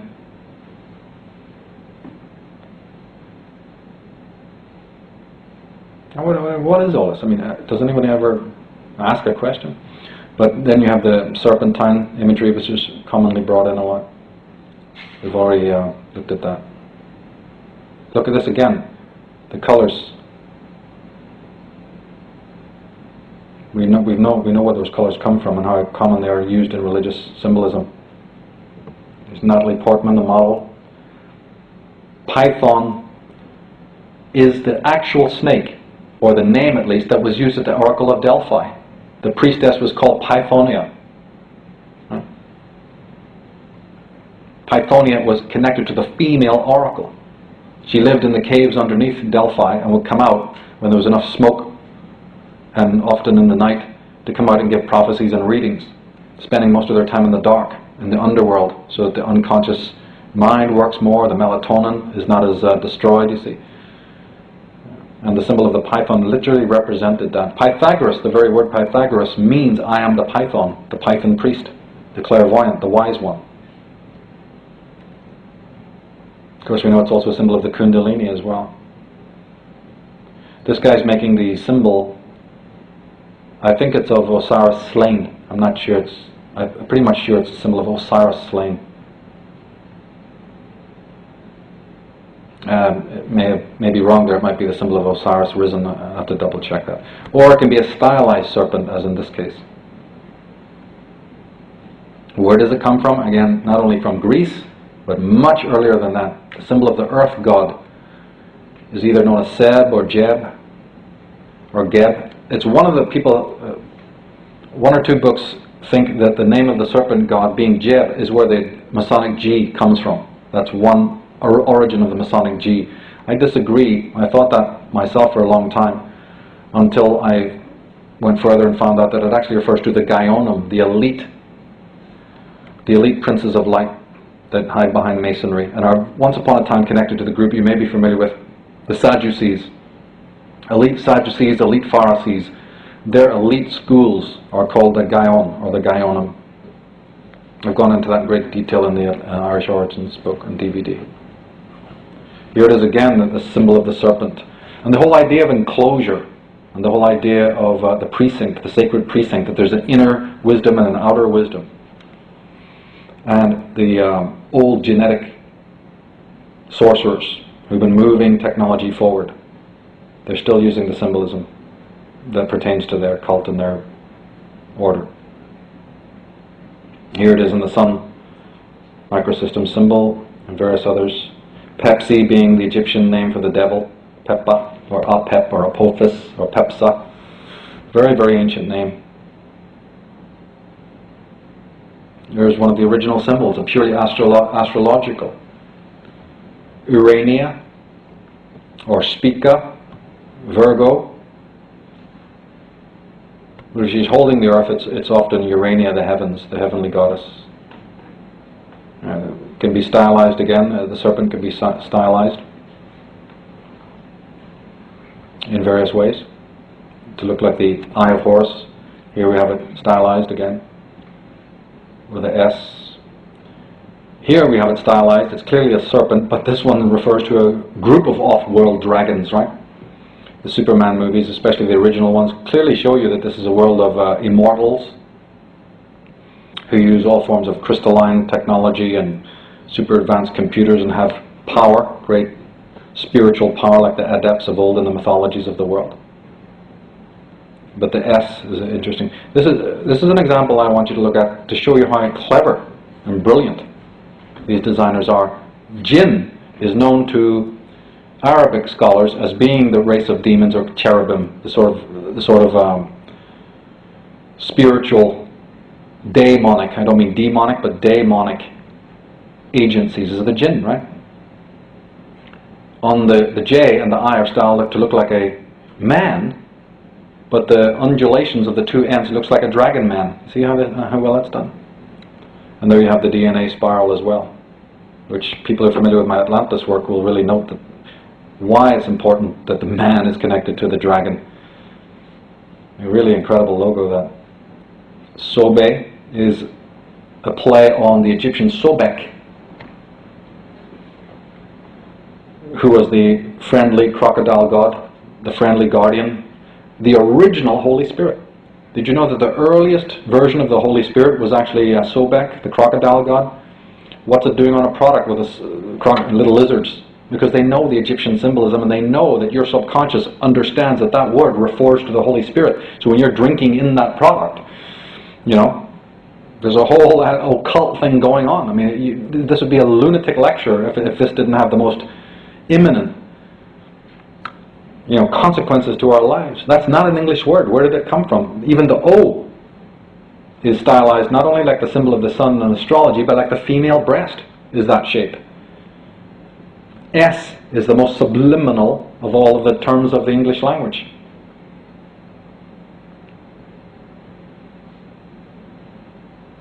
They've even made the little reptiles there look like the yin-yang. So many aspects to this. These guys have more right to use the dragon because they are connected to that lineage. Bacardi. David Icke had pointed out in one of his books that the British Telecom man is not only Pan or Mercury or whatever, but the red part of his body there, the arm leading down to the leg, is the serpent, the red serpent. CNN not only has the serpentine undulations, but the very word, if you put the vowels back, Khan, means serpent in Hebrew and many other languages. Canaan, Khan, what do you got down in the south of France? Can, right? Those are all words. Cohen, Kieran, those are words that directly mean the serpent. And of course, Pepsi were big behind the Obama presidency. Their new logo looks like the eye of a dragon. It's a stylized eye. Here are symbols that were made for the Queen of England, and they actually are in Buckingham Palace. They're directly linked to an order known as the Order of the Garter. I put them here because you can do it the other way. You can first, like I said about the Duncan's ritual, go to the Masonic books, go to that literature, learn what their symbols are first, right? And then go out into the public world and note them. I kind of did a bit of both. I started partly with the world of album covers and movies and rock videos, and then then got into the esoteric. But a lot of it was also I was familiar with the esoteric, and it took me some time to connect the two. So there's no rules. You can find it whatever way you want. Look at the serpent there. Look at the dove. Look at I think they have an owl, yeah. Bohemian Grove, and the lion. And yet these are not just royal symbols. These are symbols that are directly related to the Order of the Garter, which along with the Order of St. Michael and St. George is one of the most elite orders in the world. Those boys control it all. And the Order of the Garter itself goes back to Egypt and to the worship of the god Set, who's the Egyptian version of Satan in many traditions, you see. You have the phoenix as well. Very, very interesting stuff. Here's a typical Masonic tombstone. Go up here to Riedbergsplatsen. I'll teach you Swedish yet. I think it's Redbergsplatsen in English, but Riedbergsplatsen over there, they have the big graveyard that I've noticed, loaded with the elite families of Göteborg that are buried up there. Just take a camera and go up there one day. It's unbelievable. I said I'd learned 2 Swedish words while I was here. What was it? Told a friend, kakkerlakker and schuckling. I'll take those back with me. And he goes, you shouldn't speak bad of Swedish politicians that way, you know. Learn how to say something better about them. Anyway, it says, yeah, the brazen serpent, the protecting archon, basically. Here it is on a symbol that was actually one of the national symbols of America. Did you know that this was going to be on the dollar bill? I mean, this was literally one. They had the pyramid and they were surrounded by serpents. And it goes all back to this dragon court of ancient times. Very ancient symbols. Both. This is an old Irish or Scottish Pictish showing not only the Malta cross, the swastika and the serpents. So it's very, very ancient. Then you turn and say, look, here's a perfect example, right? Say you're studying this stuff and you come across these logos like the one on the right, and you're walking down the street one day and you see an Alfa Romeo, you know, or whatever, or a bank or something like that. And you go, look, wait a minute. Now you see one or two and you'll never, like most people in the world, they never make the connection. But eventually a point will come where, you know, you're going to see so much of this that you're going to start asking these questions. And it's a perfectly legitimate study. Just because they don't teach it in school doesn't make that any less true. Here's an emblem of the Thule Society of Germany, showing the skull, the swastika, and the serpents, and the oak leaves.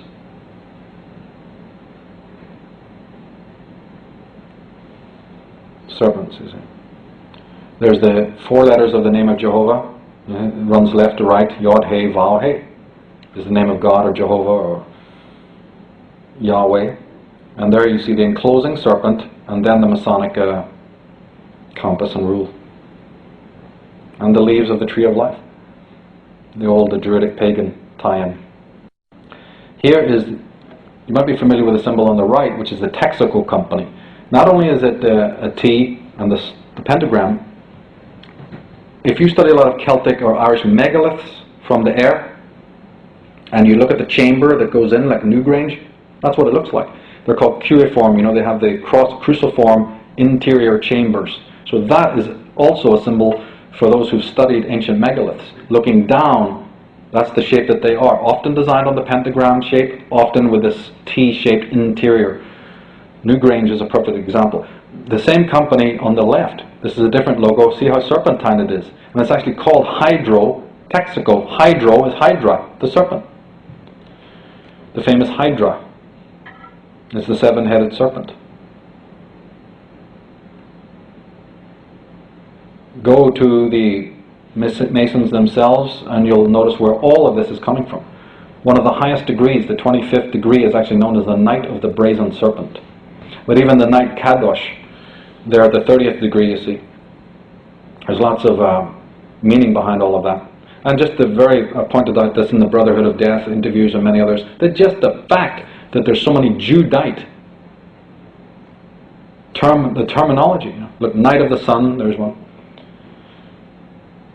The Royal Axe, the Rose Cross, and the Knight of the Brazen Serpent, the Knight of the Gleaming Serpent, the Bright Serpent. And as we pointed out before, here you have it. The royal dynasties are clearly part of that so-called Dragon Brotherhood or Dragon Court. I mean, to me it's almost crazy, you know, you're born, you're named, they always give their sons and daughters the names of previous kings. It's like, oh, okay, that's great. You grow up and you're actually named after the previous psychopaths. Here's a couple I just noticed in the last couple of weeks. An online site, and you not only have the mushrooms, which remember is the Dionysian mushroom cult, you have the trees of life, you have the sacred female, and you have the lizard reptilian symbol in the foreground and some other weird flora there. Really fascinating. And again, we just want to get to the point that we're rounding up this section about the rewards for the lackeys. These are Wilhelm Reich's little men. But the fact that you see them in proximity to the royals is also very alarming. And these awards are a signal to the rest of the people coming up. Do as they do and you will be taken care of. And so you have left-wingers and right-wingers, right? Gentiles and Jews and all sorts of people joining the same orders. How can Göring and von Papen from the Nazi Party be members of the same order that Nelson Mandela, a so-called left-winger, is a member of? Hasn't Mandela shown some, say, I'm not going to join this order, look who the guys are. No, they're joined right away, because they know what you don't know. I think David Trimble here on the left actually gave his award up. I'm not sure, I still have to look into his biography. They are telling you themselves the very symbol of the Fabian society is a wolf in sheep's clothing. The very word Fabian refers to Fabius, the Roman general who, through a gradual process, right, that David Icke talks about, the totalitarian tiptoe. The Trojan horse methodology of how you control the human race and the human mind. Not openly. In fact, a lot of the open conflicts is to distract you from what's really going on. Here they are, the Fabian logo, and their other symbol of them shaping the world, beating the world with their Masonic hammers into shape, the shape that they want it to be. And they do that through these people's champions, these charlatans. And just don't fall for this bad boy image. Sometimes it's legit, other times it's not. One of the words that they use for themselves secretly is exon. Did you know what that word really means? We know the word page means a servant of the crown, right, who runs back and forth doing the bidding of the royals. Actually, the real word for the ones who do the true bidding of the royals, for the inner court, is exon. That's what the word means. It also has, they've stylized it, made the double cross, because they're telling you who the royals are. The Cross of Lorraine, the Habsburg family, the Duc d'Orleans, the Grand Orient versions of Freemasonry. Where the symbol was plagiarized. Here it is in the ancient Phoenicians, the ones who taught all humanity what was up, not just a small elite. But the Duc de Lorraine, him and his brother, they are the true founders of the Illuminati. Adam Weishaupt was just on the surface. The Masonic hand grips, pay attention to that. This is a very bizarre photograph. If somebody grabbed you by the back of the neck like that, I don't think you'd be too happy. And again, color has nothing to do with it, as we've now discovered. This is another sort of lie. You know. This can, anyone can convert to this, as we now have found out. It goes beyond all of the certain social and class divisions that we know about. Political slant is also meaningless, you see. These guys swing from communism to fascism in a heartbeat, only themselves to find out that it's all one and the same. Religious persuasion, meaningless, just another distraction. Don't believe it? Karl Marx worked with Friedrich Engels, who himself was a very wealthy industrialist who had little children down in the mines. Right? He ran mines in the north of England, Friedrich Engels. His name was on the Das Kapital book, not Karl Marx, for I think a period of 18 to 20 years, I'm not sure, but for years and years and years, Karl Marx's name didn't even appear on the Das Kapital or the Communist Manifesto. This guy on the right was the funder of Marx, a Jewish industrialist who had little children down in the mines working their guts out to die at like 12 or 14 of that kind of oppressive work, and he's the champion of socialism. Wake up. Wake up and realize these conflicts are purely on the surface. See through the fix. And the court jester idea. In every court you have your jester who's permitted to parody, right, the goings on, and permitted to jibe at the king. He's permitted that. But he's still part of the court. That's to release the tension, but not to really affect real change. You dig a bit deeper, you find that they're all part of the same movement. They're all in bed together. Earlier we showed a picture of Zina LaVey. It turns out that actually she was the daughter of Anton LaVey, not the wife. And when I showed Debbie Harry, it's curious, I forgot to mention, but it's curious that one of her songs, quite popular song, was Sunday Girl. I said there's a striking resemblance between her and Tuesday Weld, and then we have this Days of the Week motif. Maybe nothing to it, but you never know. But basically,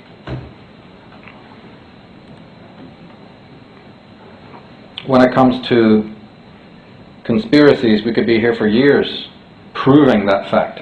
I mean, it's not really debatable that these conspiracies exist in the world. You only have to ask the family of Field Marshal Erwin Rommel, you know, who was forced to commit suicide by the Nazis because he and many other generals at the time started to twig what was going on. That ultimately, Hitler and many of the other leaders of the Nazi Party were not only funded from New York, but were basically in the pay of the British government. And anyone who would find that fact out, you see, anybody who would find out that these people were not German for Germany or any of this nonsense, they were dealt, you know, they were got rid of. They were compromised and politically and often physically assassinated. Go and ask the descendants of the Nicholas Romanov family who were executed that there's no such thing as conspiracy in the world, and the events that surround them. An intricate web of conspiracy. And also the fact that when they realized that finally Russia was lost to them, they petitioned their cousins and their direct blood kin in England, you know, to let them come to England. And the British royal family refused to house the emperor. They refused to receive him and his family. So he had to stay in Russia and fall foul of the assassins, the Bolshevik assassins. Well, what's with that? Yeah. Another interesting anecdote, because people are always asking, oh, Michael, it's impossible, no secret society could just come in and take over the world. History tells us different. During the time of the Norman conquest, back in 1066, you know, the famous Battle of Hastings and all of that, William of Normandy, William the Conqueror, by the time that the Normans had ensconced themselves in Britain, by the time that the famous Doomsday Book was compiled, and by the way, the Doomsday Book was a meticulous economic research of every single field, plot of land, and every animal. And the Doomsday Book recorded every animal owned in every farm down to the pig, down to the individual pig. This is back in the 11th century. That much precision. And behind them was the Vatican, of course. Literally going there to take an audit on exactly what was of wealth and of value in the land of England. And by the time that the Normans, as I say, were ensconced in England, did you know that the whole of England was owned by just 100 families? And half the country was owned by 11 families? 100 families owned England at the time of the Norman conquest, and half the country was in the control of only 11 ruling families. So, don't ever tell me that a small group can't come in and take over. Nothing could be easier. History already tells you the case. But when it comes to the situation of Russia, and many other fascinating details pertaining to Hitler and the true origin of the Nazis, always must recommend the works of Yuri Lina. Both his books, Under the Sign of the Scorpion, which is an absolute masterpiece on the subject, and he calls it Scorpion because he shows the astrological tie-in, the occult tie-ins, and how much was done during the sign of Scorpio and Sagittarius. An incredible book, also as Architects of Deception, in which he goes into the true origins, the family, and political orientation of the Nazis, who they really were. Who these real criminals were. And he himself was on the KGB hit list, and that's why he moved to Sweden to continue his phenomenal research. People should really check out his work and his DVDs as well. And he points out what should be obvious when you study the symbolism, that there's one cabal, left or right, as we've been saying numerous times now. The symbolism tells you that it's straight out of the same lexicon. It's almost their version of the Madison Avenue. And a meticulous study of Nazi symbolism is also a fascinating thing. I wish we had more time to go into that, because you'll find something very interesting.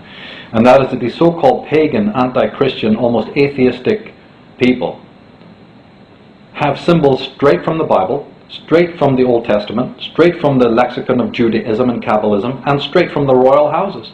Nazi regalia, a lot of this hasn't been seen, featured not only royal lions, but here's a belt buckle with God with us. Mit us, God with us. That translates in Hebrew into Emmanuel. That's what the word Emmanuel in Hebrew means, God with me or God with us. Well, wait a minute, I thought on paper these guys were absolutely 100% against Christianity, and surely if you watched any portrayals of the Nazi party on the television, right, run by the media, and all those spectacles and pagan festivities and rites and rituals of Nazism, you'd imagine that they were contradictory, right, to anything to do with Christianity. But as a matter of fact, that's not true. Then you study the fact that the Vatican had a hand in saving the top Nazis and getting them out. That they were, as I said last time we met, that Mussolini was tied in with the Vatican, gave them back their papal states. Go to the regalia. The stuff that's been hidden is really fascinating. Hebrew, God with us. Straight out of the Bible, straight out of Jewish Old Testament tradition. Incredible. Here's, as I say, the royal lions on the lapels. But, I mean, I've been saying it for years, that the very fact that they're using iron crosses, which eventually go back to the Knights Templars, or the oak leaves, you see, which are druidic and all of this. Swastikas, the runes, all going back to astrotheology.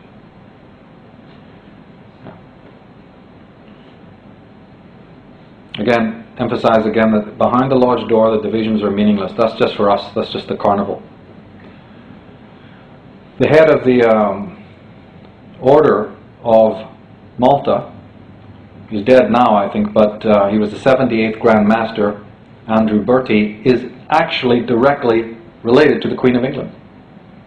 Roman Catholic on one side, right, Knights of Malta, headquarters in the Vatican. Queen of England, Order of St. John, Order of the Garter, Order of the St. George and St. Michael, Protestant on the surface. They're the same family. It's the old Merovingians, the old Carolingians. They're a small group, so they have to use these things we're exploring because they know that they'd be wiped out. They know they have enemies, so they have made great use of all of these, of all of this wardrobe to keep us befuddled and amused. Edward Berman, in his book *The Assassins: The Holy Killers of Islam*, says that all revolutionaries and murderers since then have been part of a single Templar society, including Cromwell, the murderer of Henry IV of France, conspirators in Portugal, Brazil and Sweden, and of course Robespierre and Danton. They're from Switzerland, the headquarters of the Templars. There's even a city in Switzerland called Sion, after the old Order of Sion, you see. Cromwell, he's meant to be a Protestant. How did he get his armor? He defeated his enemy because he had better guns, weapons and armor. Who supplied it? Manasseh ben Israel, a Jewish banker who themselves, the Jews, had been banned from England, so he was ensconced in France and also Spain, and funded the Roundheads to overthrow King Charles so that they could get back into the country. But Cromwell on paper is meant to be a Protestant. These contradictions are very important. But coming back more to the Dionysian aspects of all of this, the fixation of the teen, the child, the sacrificial child, and the whole pedophilia network that goes with that is of great fascination to these people. Here's the tomb of Enrico Baccardi, Masonic obelisk. Same thing goes for Bronfman and many of the other families, you see, that control this, the drugs and the alcohol. Why use a vampire bat is worrisome enough as your logo, hiding behind the idea that they're philanthropists. Here's their headquarters in Porto, Portugal, featuring hellish looking flames about 10 foot high, you know, a vampire bat in the middle. Go figure. But again, the symbolism tells us something, and the basically pornographic, debauched, suggestive advertising, you see, is part of this pestilence, is part of this psychic dictatorship, psychic tyranny we've been talking about. And these Bronfmans and Bacardis and what have you, here's Aaron Spelling, all these people in the media, they are rewarded with the billions that they have. And then with those monies they may go and design their houses to look like the vulture, the eagle, the Masonic, pyramidical designs. This is another interesting motif. But as I say, the Philip Morris using the royal logos, and Marlborough, of course, using the pyramid, all going back to the London. London is the center of all of this, center of the Templars, even though, again, on paper they look like Catholic, but that's just mostly a ruse. Here's the dragons around their emblem, the crest, for the Dragon Court. And the Corporation of London is actually a corporation, by the way, and they have all the protections that that type of status brings them. That Templar cross is on the Union Jack. There it is. In the center of the Union Jack, the red cross is a Templar cross. Now, of course, the Masons don't go around advertising that they're Masons. It's not Monty Python. They're not going to be doing weird handshakes in front of you in the street or funny walks. So then how do they actually let each other know? As we said, it's through all of their symbolism. How would you know otherwise if you weren't a member of the lodge? A lot of the statements that we use, like all fair and square, or I'm on the level, or you'll get a square deal here, have percolated down into modern, language, because they're actually Masonic, and there's many of these terms. All's fair and square, and so on. 3 square meals a day. All of this kind of verbiage. The handshakes, of course, are now familiar.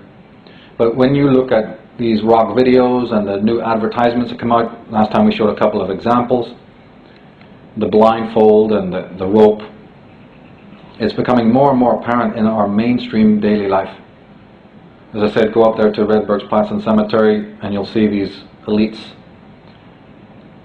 or their tombs. Very interesting symbolism up there, sphinxes and all sorts of things. It's a case of one rule for them, one rule for us. This percolates right down to the most basic level of the jobs you're going to get, the advancement that your children will get, or the lack of it. Here we have from the Los Angeles Times a particular situation, and it says here in the headlines, the head story about this conflict with street gangs and the police involved in it.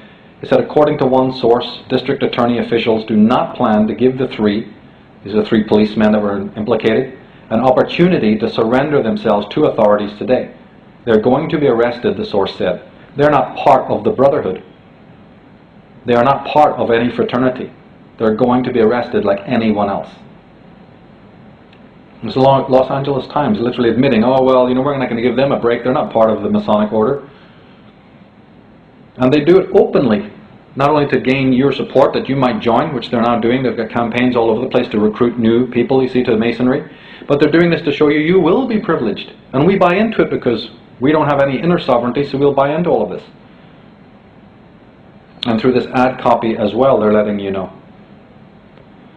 Here's some more examples of that. A handshake is a Masonic connection. Or socialism, which is nothing more than exoteric, socially presented Masonry. The Fabian network. And the gripping of the knuckle also signifies rank. There you see it again. It's a very specific handshake. You can notice it easily.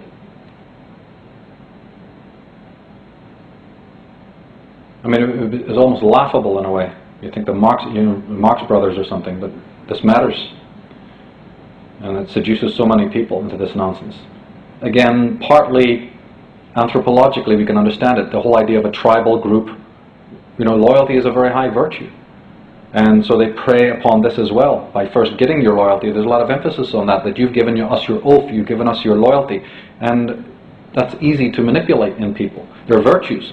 But as the great playwrights like Shakespeare and others have shown, it is often by your virtues that a hero is brought down, not his vices. And they work on this principle. Creating a whole network of pseudo-morality and pseudo-affiliation. Then we come to this very important symbol used by the Dionysian cult again, which is the butterfly. It's a code word for the sacrificial victim. Just like we saw with the Rolling Stones song Dandelion, is basically a play on that. And boy oh boy, the butterfly is just so ubiquitous. An incredible, of course it's a short-lived, highly beautiful, right? Creature, the butterfly. So there's a metaphor there. And it's found in a lot of women's symbolism. In the symbolism of a lot of female celebrities, you'll keep finding it. We saw that album cover last time we met, and that the symbol of the butterfly or the monarch butterfly literally directly refers to a specific kind of mind control that's used to disassociate the human mind. Basically, it would affect the long-term memory and things like that. There's a whole sub-study of that. Here it is around the eye again, the single eye. Here it is with Britney Spears. You see the butterfly and the solar rays. Or it can be done this way, through the gestures and hand gestures. And these so-called celebrities, pop stars, right there next to the political figures, that also has become ubiquitous. They may dress like rebels. It's like I said, they've co-opted a lot of the imagery of iconoclastic genres of music. But they're hardly rebels in the true sense of the word, any more than Bob Geldof and his coterie were, you see. No, in fact, give them a couple of moments of fame, and the next minute they're up there, serenading the highest royals. People go, oh, well, that's just to make the royals look trendy. No, it's not. They don't care if they look trendy or not. It's something completely different. We looked at the Venusian symbol, because remember I said that the cult of Dionysus can also be referred to as a Venusian cult, based on both the positive and negative aspects of the symbols connected to Venus, one of which is Lucifer.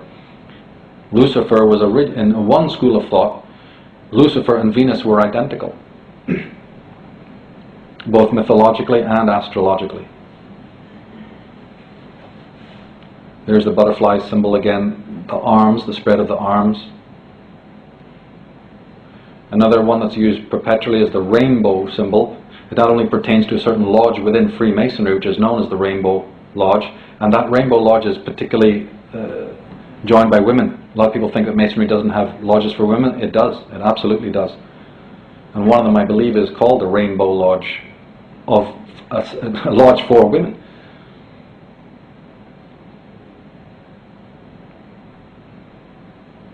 So when you see these Dionysian symbols in a setting in which the model is shown erotically, you see there's a lot more going on than we would first imagine. There is again. That's Anita Pallenberg, as I said, was very closely involved with the Rolling Stones.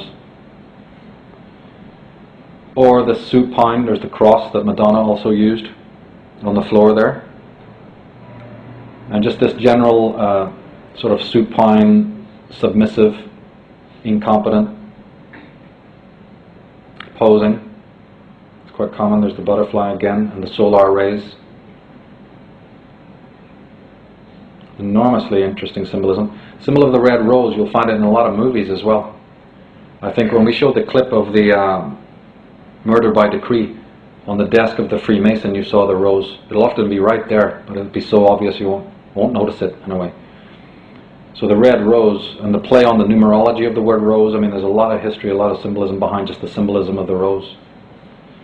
I guess for our purposes it would connect to the Rosicrucians, a branch of Freemasonry.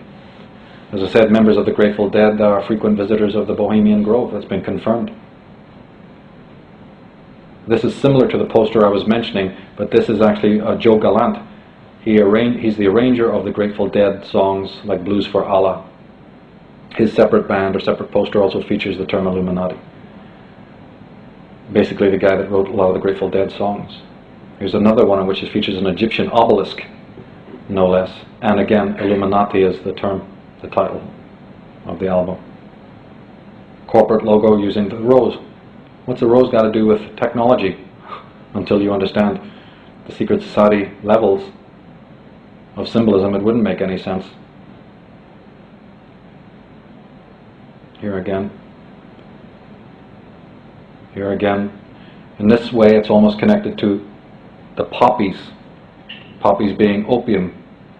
That's the psychedelic cult I'm talking about. Cult of Dionysus is nothing more than the drug cult, the mushroom cult of old, the Eleusinian cults of ancient times. And they have many, many agents. Here you see the Guns N' Roses logo, Guns and Roses. Doesn't mean anything until you look at it from a symbolic point of view. And the symbol of the cross and the skulls and crosses, those are Knights Templar symbols. Those are skull and bones symbols. or it can be sometimes very obvious. The pyramid.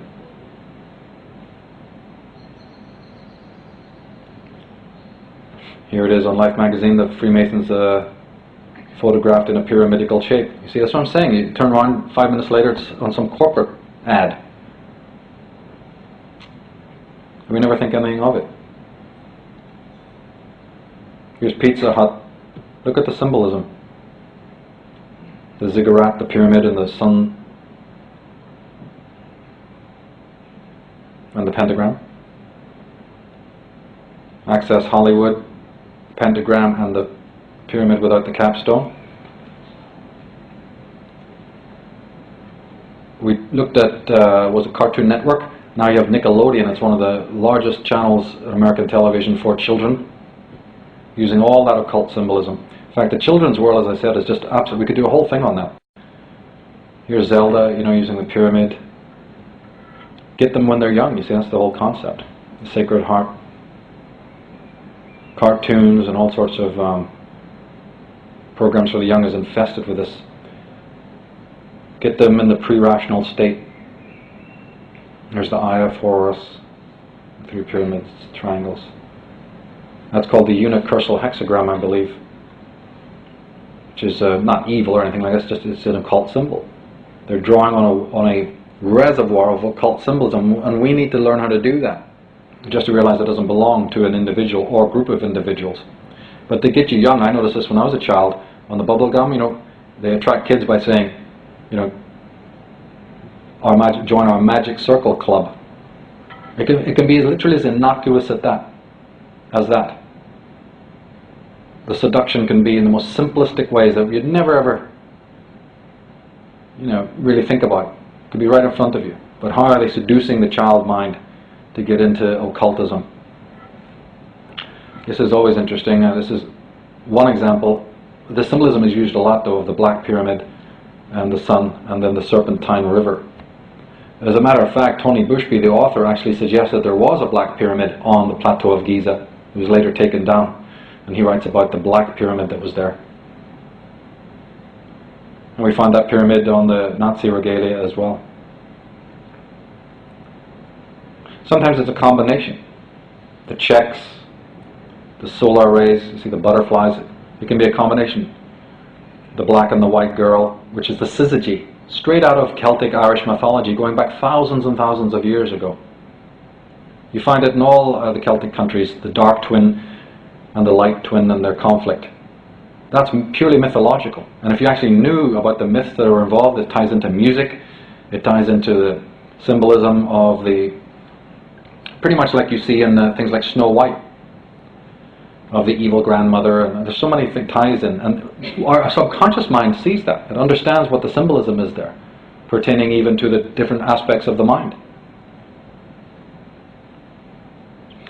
But of course, we often don't notice that something's up, or at least the masses don't, until there's some sort of breakdown. And that breakdown can be in a multiplicity of ways. A slow decline through alcoholism and just being shunted aside, while the new generation of models comes up and you feel eclipsed, and then the person's faith in the system breaks down. They start becoming sort of demented and breaking the silence. Or it can be a much more sudden and bizarre breakdown. But until it becomes a scandal, most of our attention is never really attracted to the underpinnings of any of this until it becomes a scandal, and then that sort of part of our mind gets interested in it.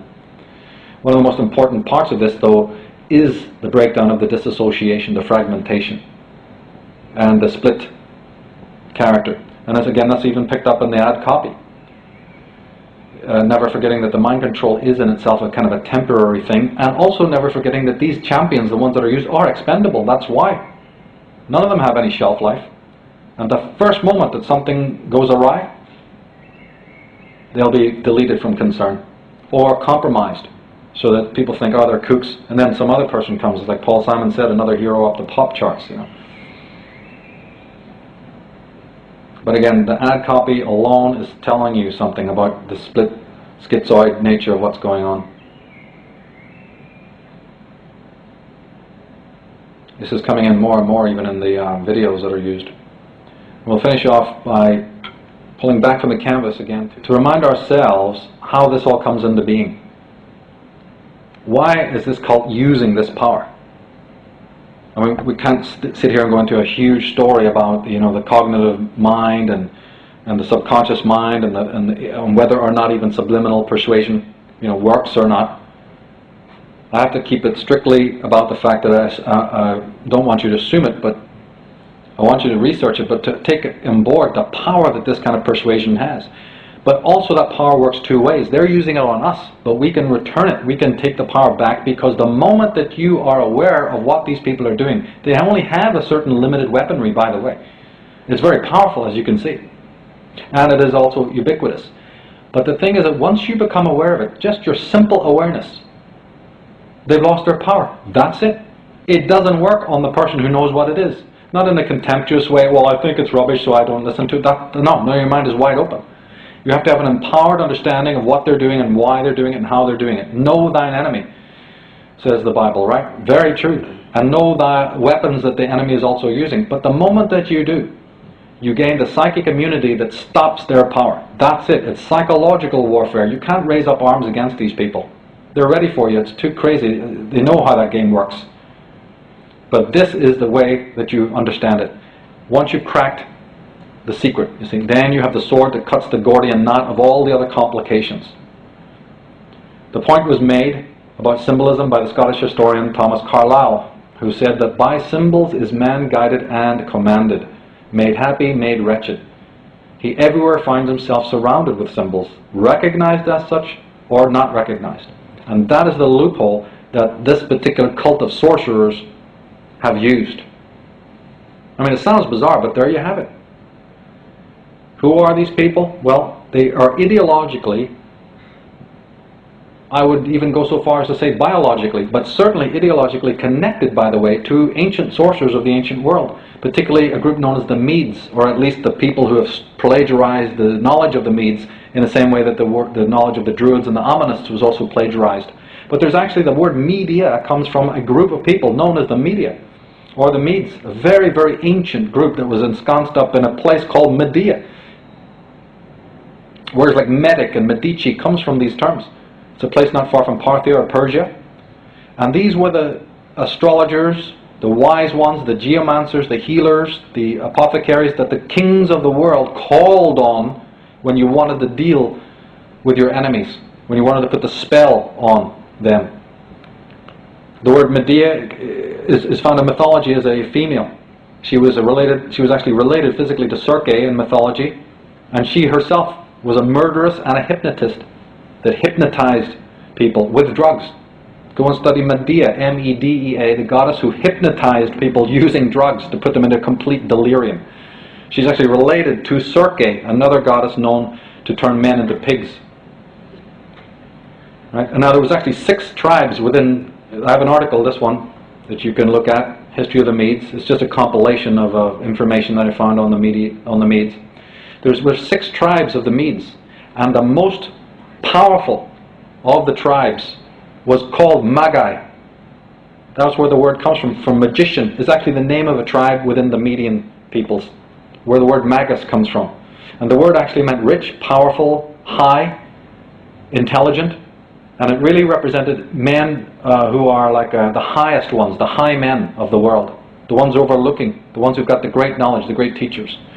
And if you read this little article I put up there, I go into those 6 and give the names. They're Aryan. There's a lot of Arya tie-in there. Another fascinating subject. The Medes. Their knowledge is what is behind the Holy Wood, which is very similar to Holy Rood, a place in Scotland run by the Templars. And I believe it's not that these Medes are still alive, but these great groups, whether they're Mithraic, Amonist, Druidic, Chaldean, Chaldean, their knowledge is what is being misused now. You see what I'm saying? Masonry, these organizations are corrupt because they're using sacred knowledge that was for the uplift of all people for a specific elite, for a specific purpose. The knowledge doesn't belong to them, but they're misusing it.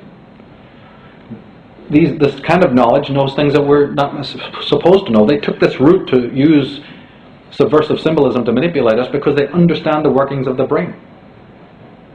They understand that there's 37 sensory inputs to the brain, not 5. Well, what's happening with those other senses? Well, didn't we hear R.D. Laing last time?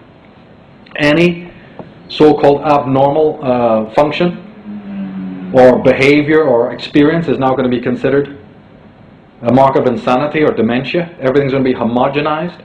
So is our consensus reality. Don't anthropologists know that a habitat of an animal right outside its purview, that animals can be trained, their habitat can be changed on the periphery of their vision, that they haven't the faintest idea what's going on? But slowly the behavior of that animal will be changed because its habitat has been changed. Not all training, you see, is direct. Not all puppets are on strings.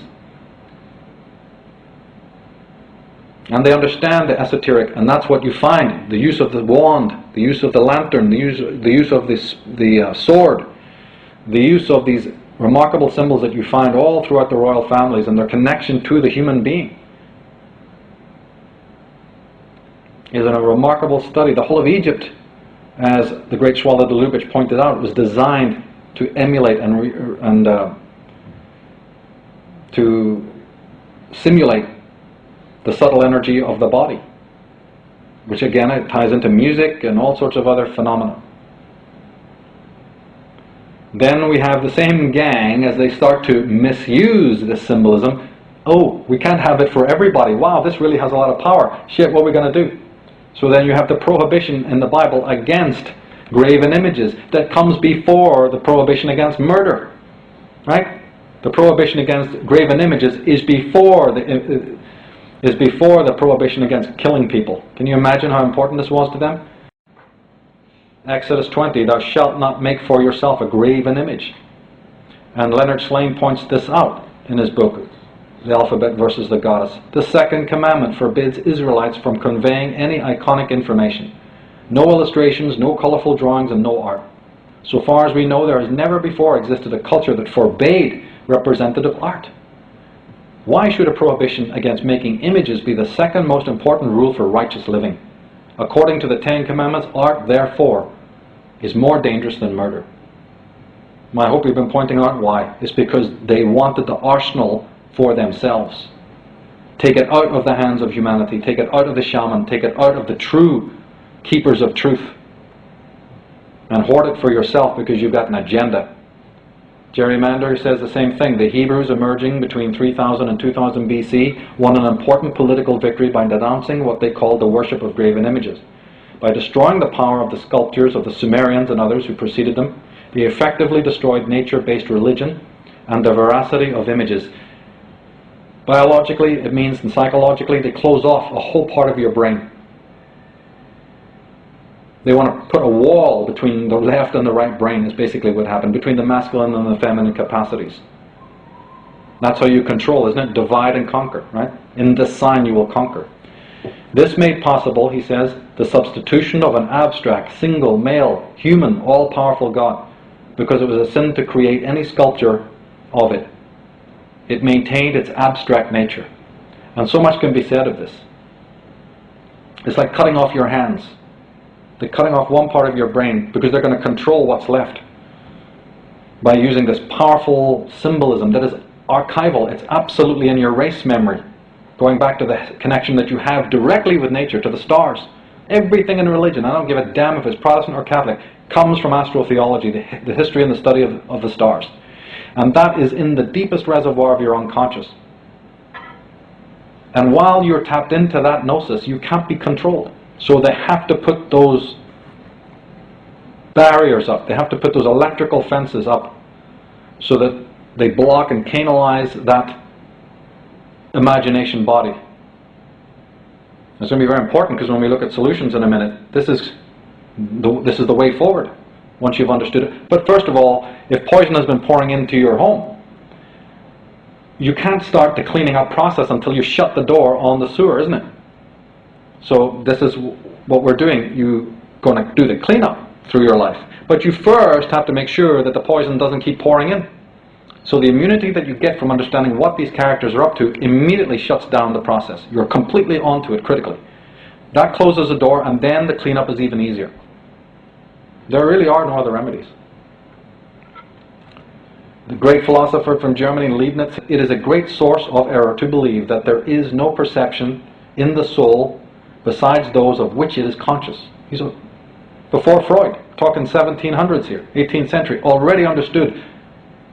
Pascal even had spoken of the same things. Schopenhauer, about how the brain is just besieged with all of the stimuli. The opponents, as we said, they know what we're never supposed to know. Joseph Goebbels, the Nazi minister of propaganda, he said, this is the secret of propaganda. Those who are to be persuaded by it should be completely immersed in the ideas of the propaganda without ever noticing that they are immersed in it. Remember the comments of Edward Bernays, the modern mind controllers and persuaders? I'll leave you with this for this section by Alvin Boyd Kuhn. This incredible statement by Alvin Boyd Kuhn. Alvin Boyd Kuhn, by the way, was the prodigy of Gerald Massey, the great Scottish Egyptologist. And Alvin Boyd Kuhn says, hypnotism need not be induced by overt manipulation or by an operative. One can hypnotize oneself, and the agency can be a suggestion, a philosophy, a persuasion, a conviction, a belief, an infatuation, a book, a sermon, a piece of music, a personality, an addiction of any kind. Hold a conviction long enough, and it ends by holding you. Now we know it as obsession and what have you. If you really take this to the full extent of what he's saying, thinking itself is a primal addiction. We spoke before about Heidegger not even using the word consciousness to describe the thought of most people. And the idea is that over time, and I believe that's what we're seeing right now, is that because of this pestilence, and this is one of the things in the armory of the sorcerers, they knew that by purveying this for years and years and years, this slow drip feed method, that in the end, man would auto-hypnotize himself. Demons may lead you to the brink of the precipice, but they actually can't make you jump. You do that yourself out of fear, and then they have the last laugh. If you're out of your power, you're the victim of anything. A small breeze can topple an oak tree, if that oak tree is not properly, rooted. Because in the in the personality of human beings, it's a simple axiomatic fact of psychology that your psyche, in order to grow high, right, like a great tree, you must at the same time be sinking your roots deeply into the earth. And that means into yourself, into your own soil, into the soil of truth and reality. Otherwise you may grow very high and then it's, what? Catastrophe. And when you fall, you don't just destroy yourself, you take half the forest with you. Anyway, what we'll do now is move to solutions to conclude with.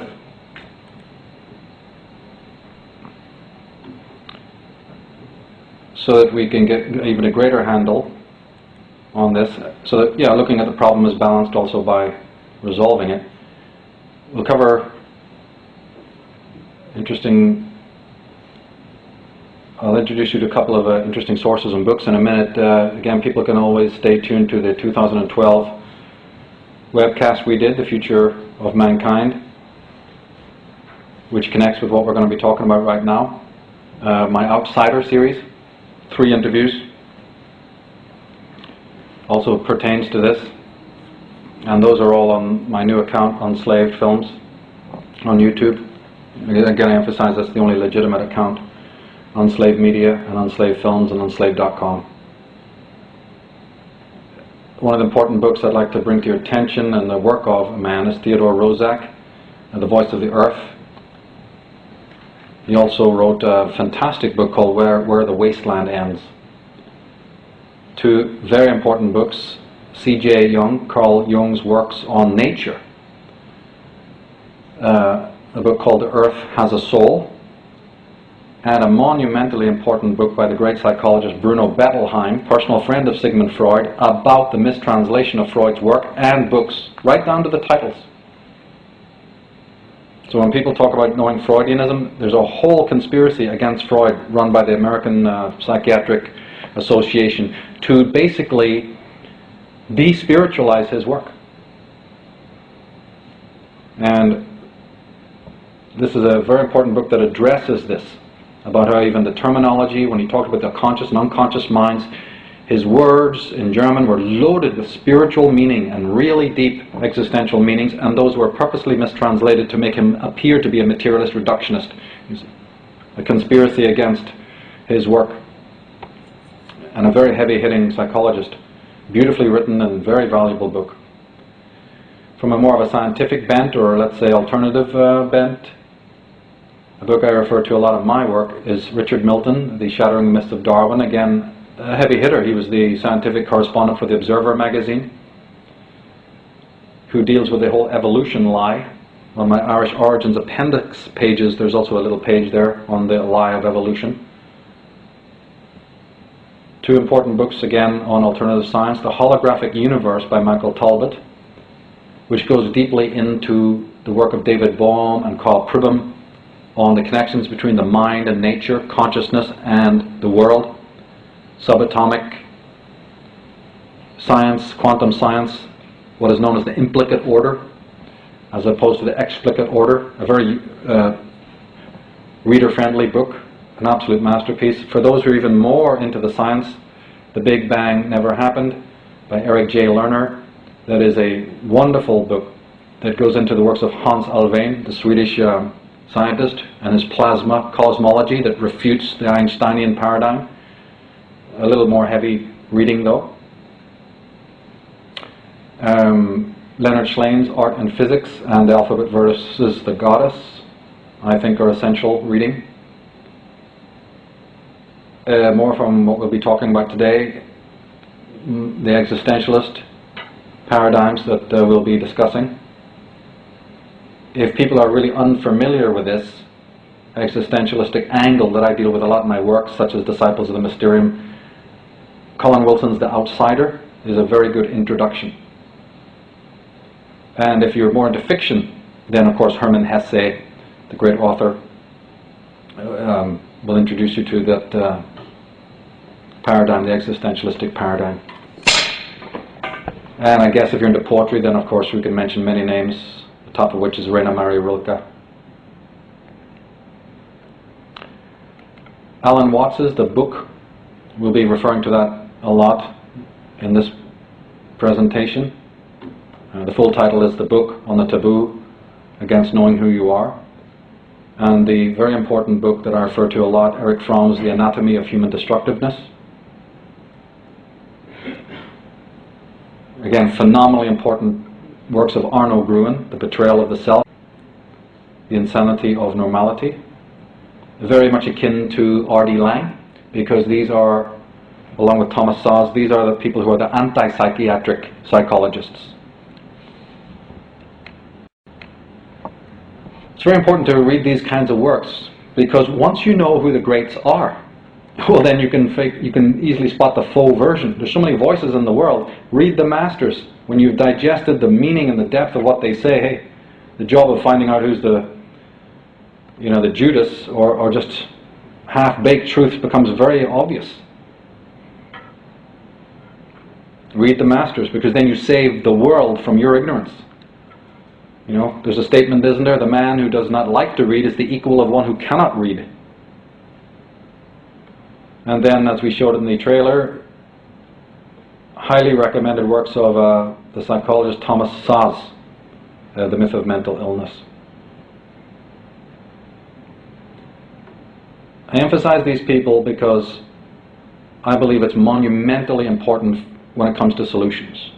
And what I'm going to say now, you should listen to like you've never listened to anything else in your life. Because it's very, very important for the people you know, for yourself, and for the people that you're going to meet every day, especially in the coming years.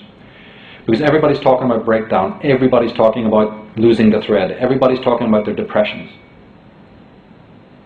What happens if those depressions,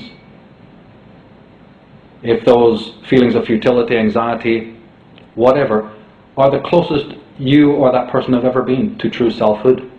But that part of the mind, conditioned by all this pestilence that we've been talking about, is making you think that it's not. What happens if your depression is your best friend and your greatest teacher? And we went into this in the 2012 talk in Los Angeles. Mentioned it in brief. What happens if your tragedy, your pain, your anxiety, your angst is the closest you have ever come, or that person who's giving you those problems, that laundry list of how they can't handle it, can't keep the job, can't keep the marriage, as if that's all normal?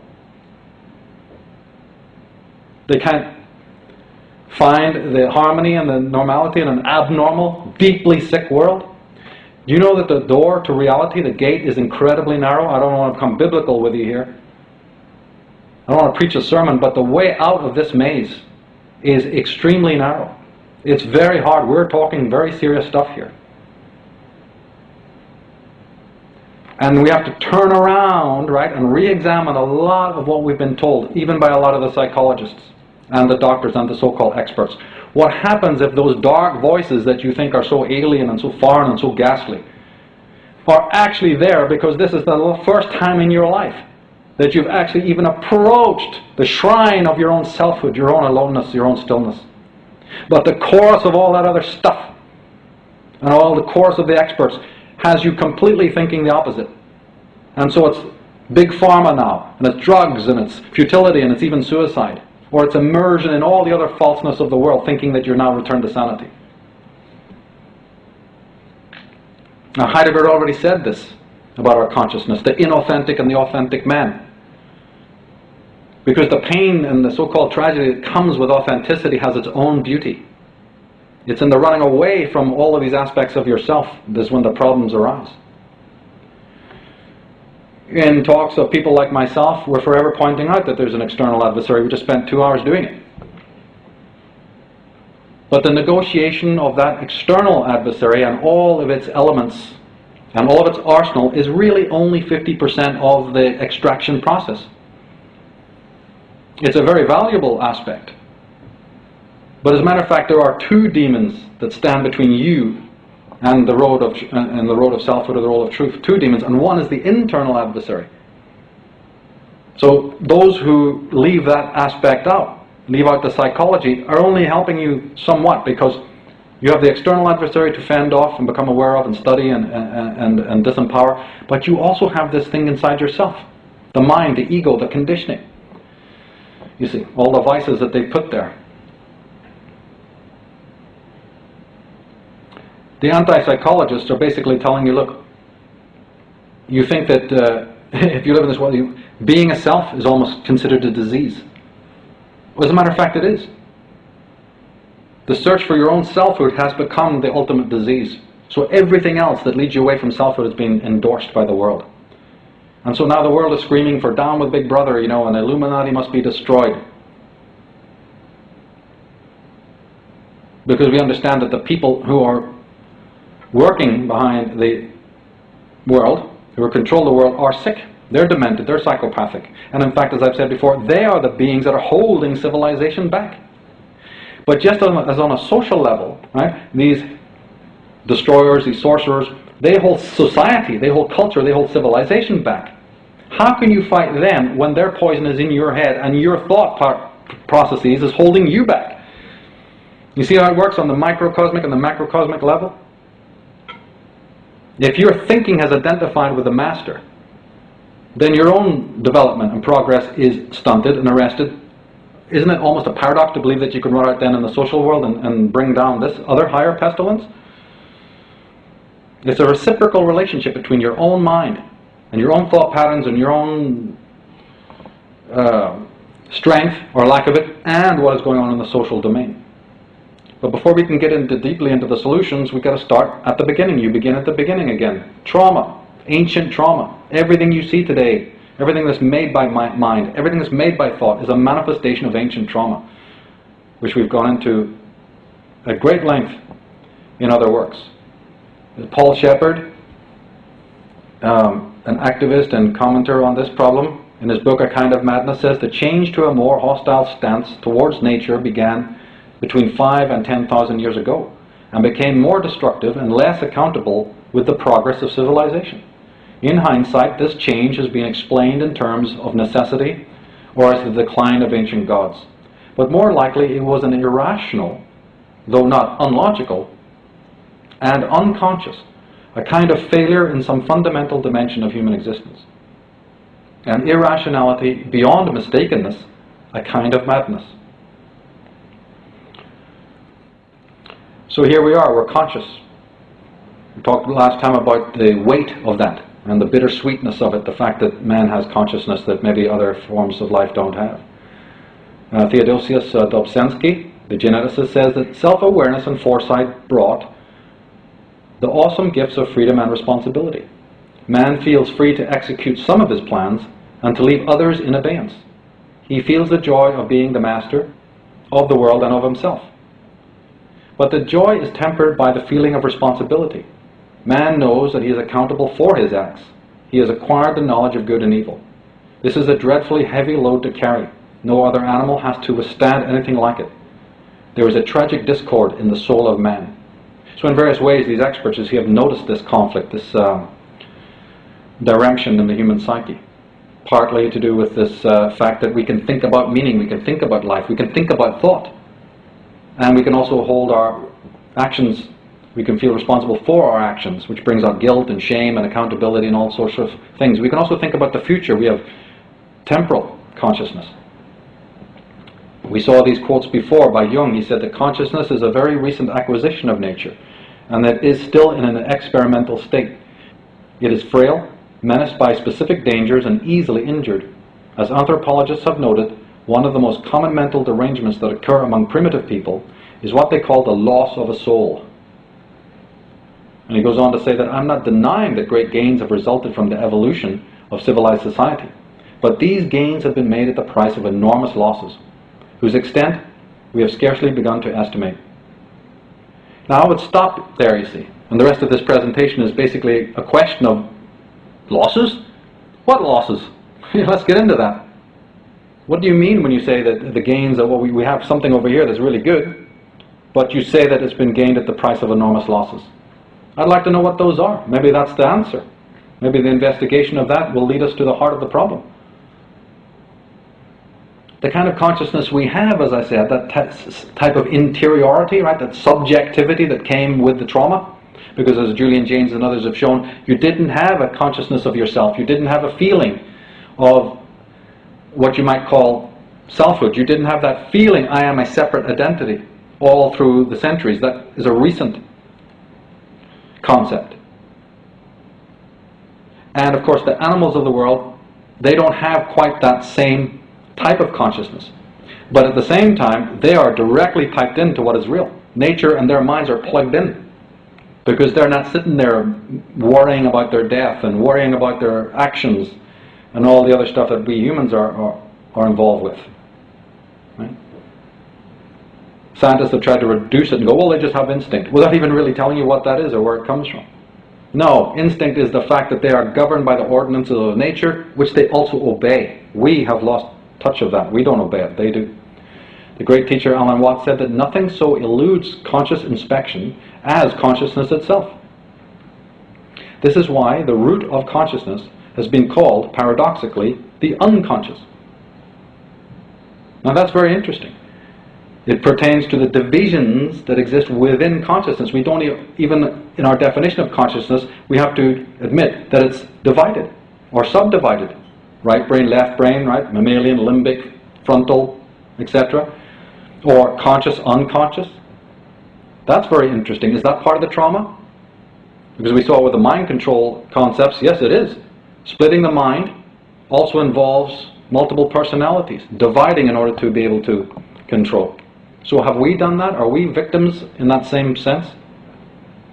Where the house is like a mansion with many rooms, some with the light on and some without? And also, by having that kind of split and that kind of division, those ego defenses that all psychologists know about, what does that do to thought? What does that do? Or if we are divided within, right, where you actually now are feeling that one part of you, you're disassociated from it, it's not part of you, it's not integrated into consciousness, then we have to find the internal adversary. And we know that it is. And it doesn't matter whether you buy into Freud's 3-part schemata, or Jung's 4-part schemata. It's simple. We know that there's a conscious and unconscious self. Many divisions. We have the persona. We even call people persons. Right? Here's a person. The word just means a facade. Even the very word refers to just a facade. And as I said, if you have disharmony within these modes of being, right, within the anatomy of your own psyche, some people have more, some people have less. If you have these kinds of divisions and this kind of disharmony, you're not only a weaker individual, you're now dependent on all the gimmickry that's going to come in and tell you how to gain it. So instantly you've lost your center. And then one thing leads to yet another and another and another, as you try to get out of the mix, out of the problem. As we said, the door to truth is narrower than you think. We are entrapped in a maze, in a web. And the strange thing about that web is that the more that you try to escape from it, the tighter it becomes. We're strangling ourselves often by our very attempts to be free. Who do you think loves that? Who do you think earns dividends because of our efforts, even spiritually, to liberate ourselves? Who earns points from that? Who is established from that? Do you see what I'm trying to say? That the bottom of the pyramid supports the top in the internal conflicts and the inability to resolve it in true ways, holistic ways, and by all the fakery and the gimmickry and the running into all the false things. The most evil psychopaths sunning themselves because of it. It's reciprocal. Never forget that. Then the psychologists who say, well, okay, then we'll just deal with opening those inner reservoirs for you. We'll show you the right way. What happens? The inner adversary thinks differently. Freud found that if the analyst touched upon repressed material, the patient would resist his therapeutic approach. This is not a matter of conscious unwillingness on the part of the patient, or of dishonesty, or of secretiveness. He is defending himself against the discovery of the unconscious material without being aware either of the material or of his resistance. The patient can turn away from the sensitive topic and talk about something else. It's like Heidegger's chit-chat. He can feel sleepy and tired. He can find a reason not to come to the interview, or he can become very angry against the analyst and find some reason to quit the analysis. Ever tried playing shadow to people?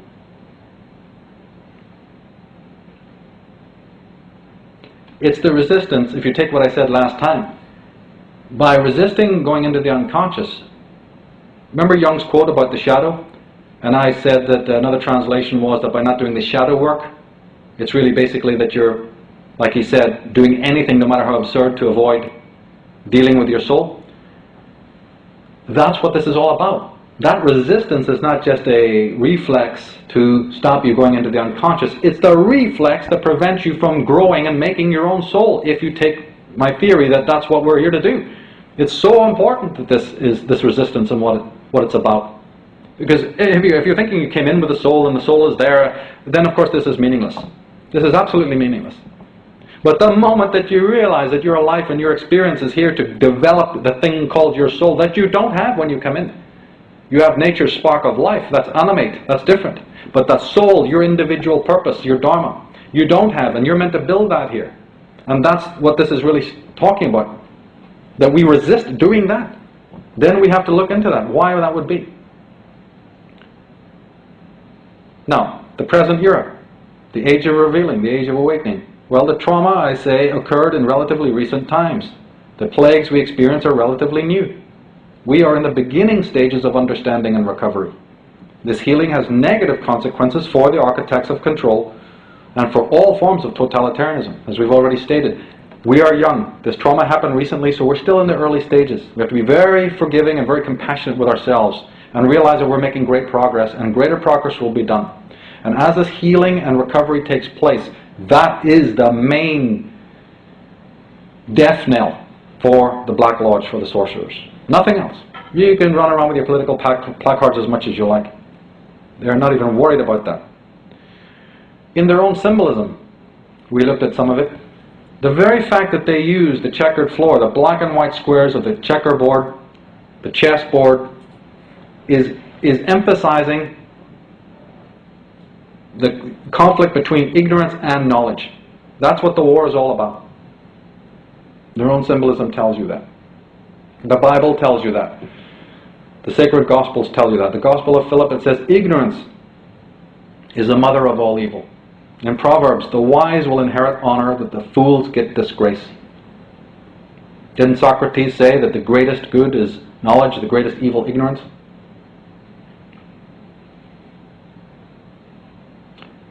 The Indian words for it are dharma and karma. Dharma meaning the reason you're here.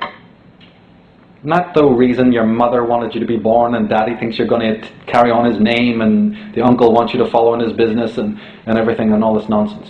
Or they're going to hand you over to the monks and the priests to do as they say. Dharma is your reason for being here. Karma is ignorance. That's all the word means. And you're not in Dharma when you're in karma. When you are not plugged into your selfhood, then you have the karma. When you have your selfhood, karma stops. It's not sins accumulating through time like the priests have lied to you about. That doesn't make any sense if you logically think it over. It makes a lot of sense to them because they can control your ass. But the point is that karma is your ignorance, your unawareness of the true meaning of life. The moment that you are aware of the purpose that you're here, there is no karma. You step out of karma. That's the way out.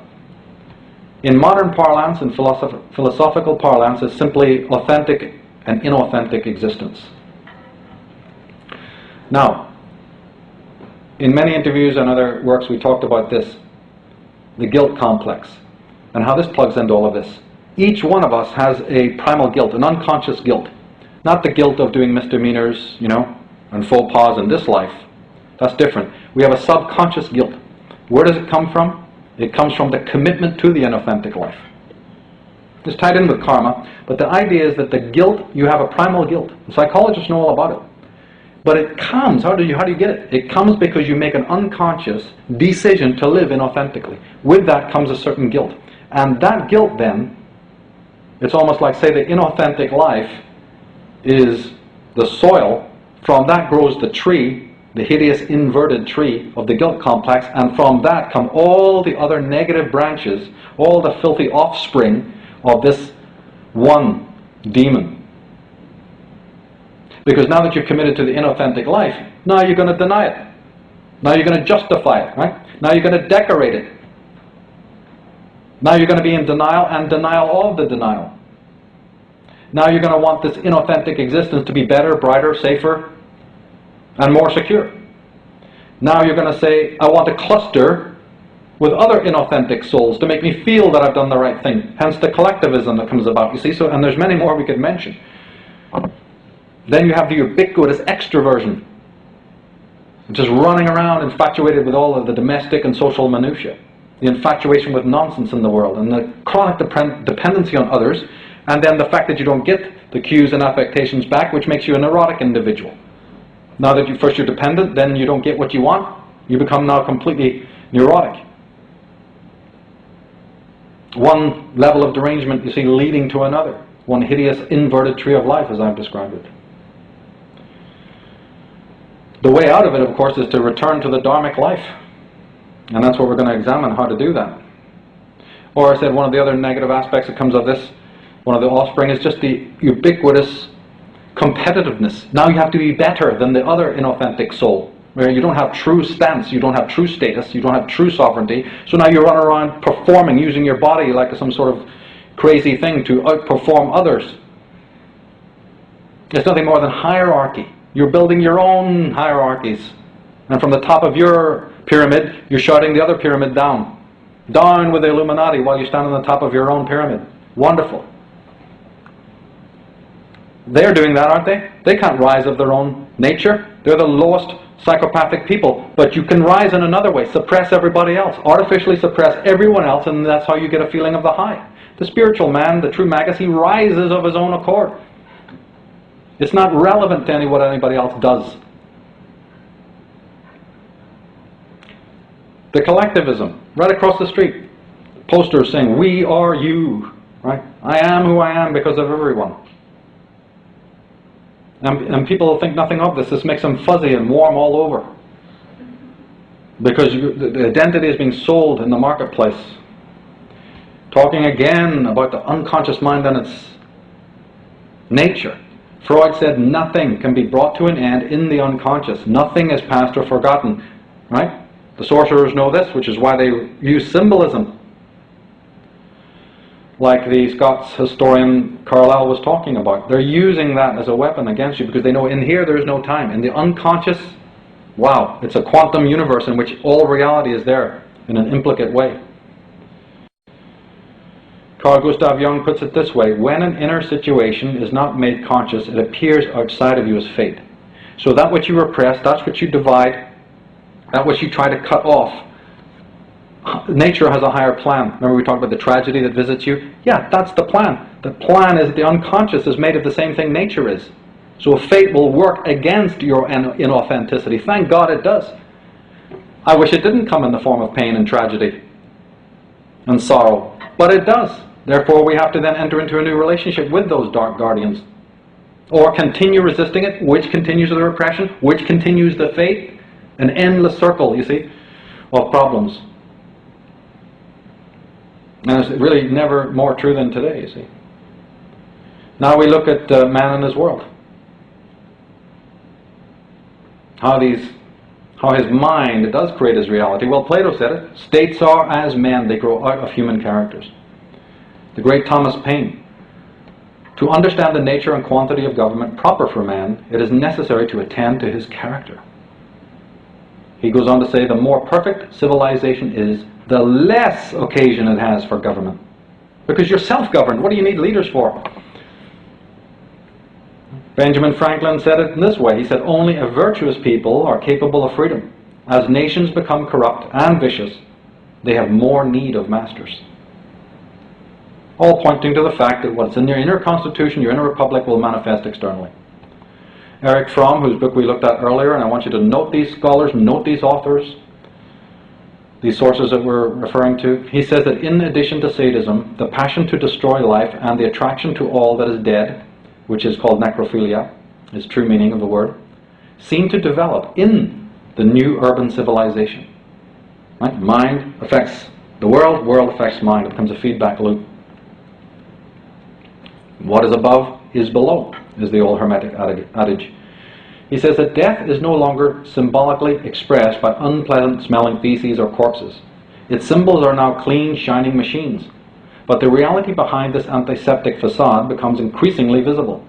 Man, in the name of progress, is transforming the world into a stinking and poisonous place. He pollutes the air, the water, the soil, the animals, and himself. He is doing this to a degree that has made it doubtful whether the earth will still be livable within 100 years from now. As your psyche becomes more toxic, so does your outer world.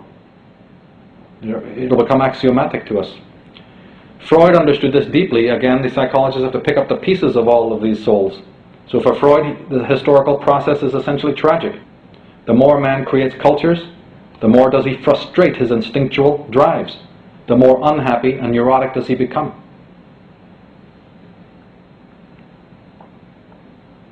We talked about the trauma. In my work I've always suggested that out of that trauma was born the ego. What we know today to be waking ego consciousness is the product, a recent product, an infantile, childlike troubleshooting and problem-making, problem-creating circuitry within our consciousness. Of course, the ego is particularly oriented, like a lighthouse light, to the external world. It's not really oriented towards the inner world at all. And we have to thank the ego for also saving us. Probably we would have a complete psychosis given what happened in ancient times.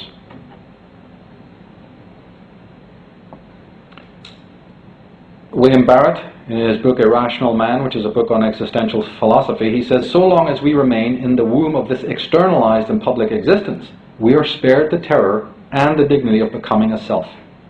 So again, we've lost ourselves in the light. We're actually hiding, not in the darkness, but in the light. Hiding amongst all the other existentially vagrant souls, screaming about allness and oneness and all of this other talismanic terminology, because it's the last thing we have inside. Won't spend much time on it, but my work, my analysis of all of this, I also said it with the ego, or you can think of it as an aspect of the ego if you will, came this thing I refer to as the mysterium. That the ego is really a two-headed monster.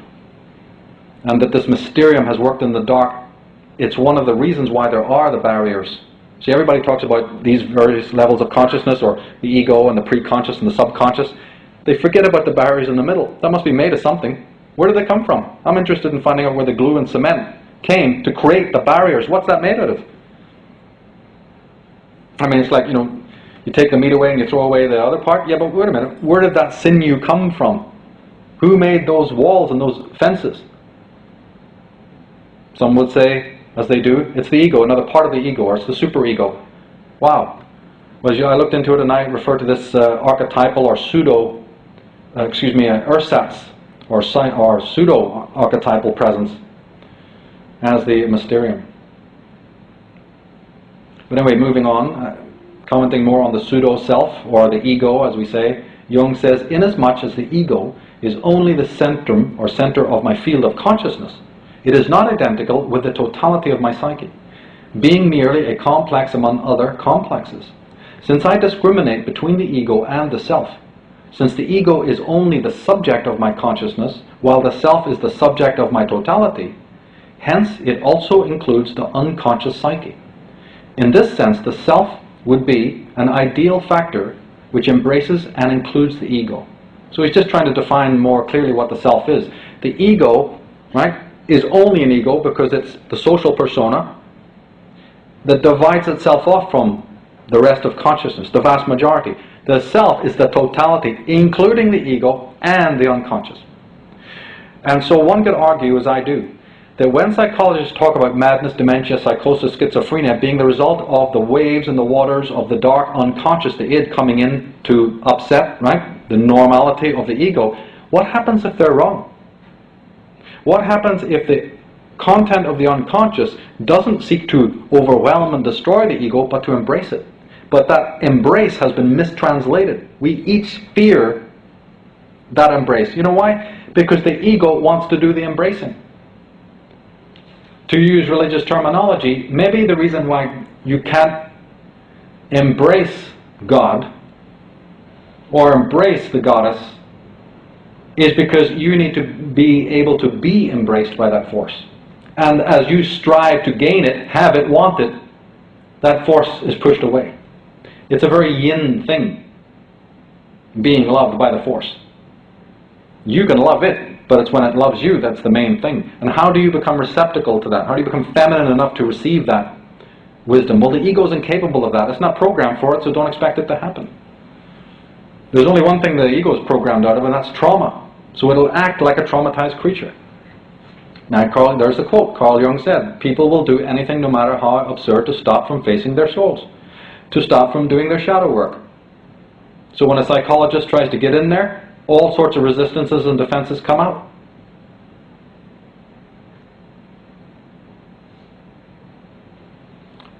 He's talking about soul. Religious people talk about it. It's no different than the self. Self and soul are identical words. And here's the classic quote right here. Thomas Saz. People often say that this or that person has not found himself. But the self is not something one finds. It is something one creates. Once you understand that, you have basically unplugged all the lie mechanisms that exist around you. That is the first step on the road to true self-discovery, true enlightenment. I've often pointed out that the soul, the self, is the soul. It is also specifically identical with what the religious people, the Christians, speak of as the Holy Spirit. And I elaborated on this in the article, 2012, Shiva and the Age of Aquarius and all of that. That's gone into in great depth. Well, you don't want to do it, which most people don't want to do, any of that. They'd rather run around. Okay, well, Ayn Rand reminds you of the consequences for that. Man, as she says, is free to choose not to be conscious. But he's not free to escape the penalty of unconsciousness, destruction. What do we see in the world? That level of denial. The magician Aleister Crowley put it in probably the most succinct language that you could imagine. He said that anyone who is forced from his own course, either through not understanding himself or through external imposition, comes into conflict with the order of the universe and suffers accordingly. Now, this is a man who's been accused of everything you can imagine. Every epithet of horror has been applied to him. No less, he was called a black magician. He says in his own words, I have been accused of being a black magician. No more foolish statement, he says, has ever been made about me. I despise the thing to such an extent that I can hardly believe in the existence of people so debased and as idiotic as to practice it, meaning evil magic or black magic. But he's talking here about the useful or necessary suffering that is visited upon you because you are out of accord with the universe, her, it, nature, which is ultimately the self. Live external to it, expect pain. Live in discord to the world's laws, expect pain. Well, what kind of pain do you want? The pain of the ever-loving mother or the pain of the boss hogs? It's your choice. Vernon Howard, the American teacher and philosopher, said that human sickness is so severe that few can bear to look at it, but those who do will become well. That's right. The first stage of the awakening process is that to realize you can't live in a one-season world. To do so, to ignore those seasons of the psyche, is as mad and as insane as to try to avoid nature's cycles and rhythms, not only of the week, but of the month and of the season. I put it in another way in the 2012 talk. I said, you can voice it this way. You can say, have I been sold a lie? That's one level of where people often can come to, right, when they sort of question that. Or the more adept and ultimately the more wise person phrases the question this way: have I bought a lie? See, one is disempowered, the other is empowered. Because somebody can sell you something doesn't mean you've got to buy it. Now, Pythagoras, because this story's been known long time ago. It's not just something of the modern age, you know. Back in the 6th century BC, Pythagoras put it this way: thou shalt know, self-chosen are the woes that fall on men. How wretched! For they see not good so near, nor hearken to its voice. Few only know the pathway of deliverance from ill. So in my work, I'm not that interested or concerned, you see, with all of these different, the social reform where one tyrant replaces another tyrant. We've had that. I think we should be all waking up to that, how unsustainable that is. I'm looking at this reform within, the psychological reform, of how unbelievably violent we are to ourselves. We get distracted with the external violence, and that'll be handled, and it needs to be looked at. But we are infinitely violent with ourselves, infinitely masochistic and self-sadistic. And it's that kind of creature that then breeds it all throughout the world in its other forms and permutations.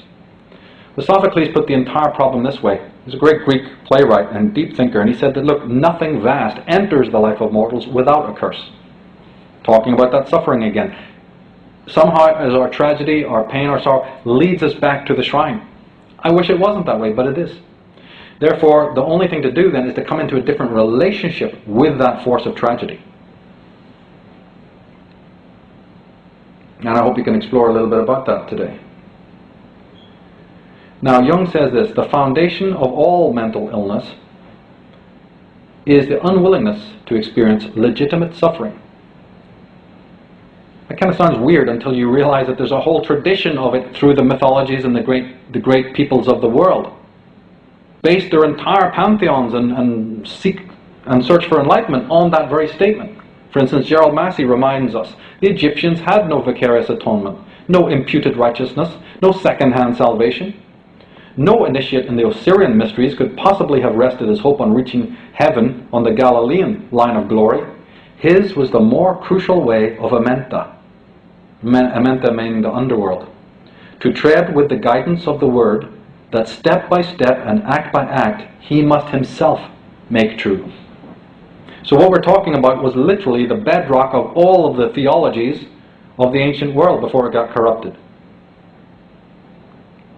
This process of Amenta, this process of stepping yourself step by step to your own Dharma, has been referred to in psychological language by Jung as individuation, the separation, the differentiation of yourself from every other person around you and the world in general. The opposite, habituation, which everybody knows. Conformity, escape into the domestic minutiae. In alchemy and in magic, this individuation is nothing more than the chemical wedding. But as I said in 2012 talk, that all sounds rosy until you realize that before you can have the chemical wedding, you must experience the chemical divorce. The divorce from everything that is not true. All the fakery, all the lies, all the deceit, right? The external and internal adversaries. You arrive at the wedding, right, after you've gone through the detox process. Ayn Rand, who wasn't necessarily a psychologist, but basically said the same thing in different ways. She said that civilization is the process of setting man free from men. In other words, individuation. Anti-collectivism. There's two words I'd like to introduce to you, and I hope you know. Wilhelm Windelband, a psychologist, sociologist, came up with two incredible words. He said ideographic. And these words pertain to what we're talking about. Ideographic, meaningful events or experiences which cannot be replicated or understood with general absolute rules or codes, or the nomothetic ones, experiences which are replicable and scientifically verifiable. The Taoists and Zen say you can't step on the same piece of water twice. That's ideographic. As I said, your memories of your schoolyard, right? Your memories of whatever it might be, the pencil you wrote with at school, you know, your first friends playing with marbles in the street or whatever, it's your memory. It's absolutely ideographic, but we are conditioned out of that. Well, everybody does that. Revisit all the things you've done in your life and realize those are unique to one person, yourself. Nomothetic, well, that's everybody, and can be reproduced mechanically. Alan Watts puts it this way: the most strongly enforced of all known taboos is the taboo against knowing who or what you really are behind the mask of your apparently separate, independent, and isolated ego. In other words, you have the pseudo-self, the ego. But behind that, well, there's a void. The great psychologist Arno Gruen said it this way: a distorted development of autonomy is the root cause of the pathological and ultimately evil element in human beings. Erich Fromm says that self-awareness, reason, and imagination have disrupted the harmony that characterizes animal existence.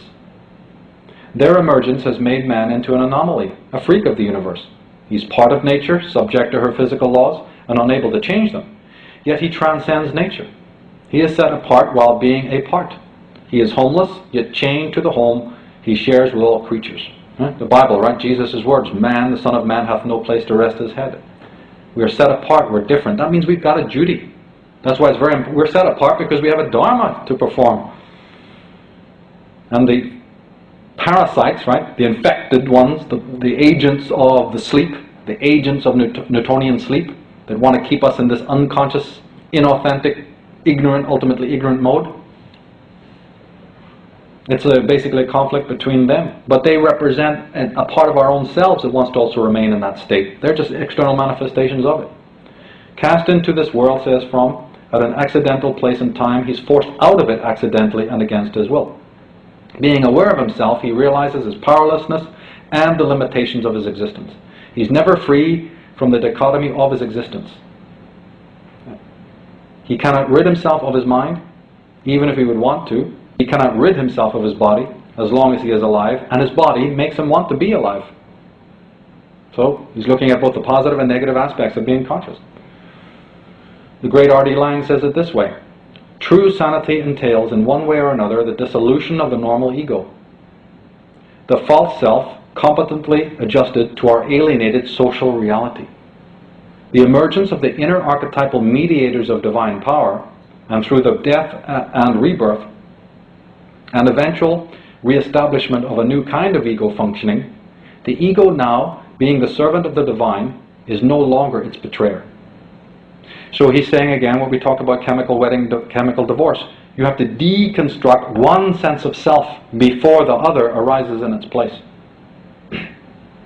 Jung says it this way: only when all crutches and props are broken and no cover from the rear offers even the slightest hope of security does it become possible for us to experience an archetype that up until then has lain hidden.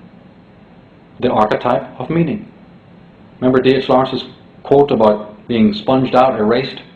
Remember the alchemical idea about being reduced down to the basic elements? And previously we even analyzed the alternative meaning of the word enlightenment. The lightness, right, in weight that comes when you do this process. When you are no longer emotionally affected, either negatively or positively, by what another person thinks, says, and does. Now, that's not just a statement. I mean, try it. I mean, go and do it. Or find out how impossible it is. Experiment with yourself. How much time and energy does your mind spend? Don't judge yourself, just observe it. How much do other people matter to you? How much thought goes into what X, Y, and Z are doing? Don't judge yourself, don't critique yourself, don't become self-sadistic over it. Just observe it. How much other people matter to us psychologically. And then realize that everyone is doing that. There's a crime going on around the world, you know. And it starts right here. Just observe it and let it draw from it whatever conclusion you want. Some people may think, I want to be like that. That's what it's all about. That's life. That's caring. That's giving. That's self-sacrifice, whatever. I'm just making the statement.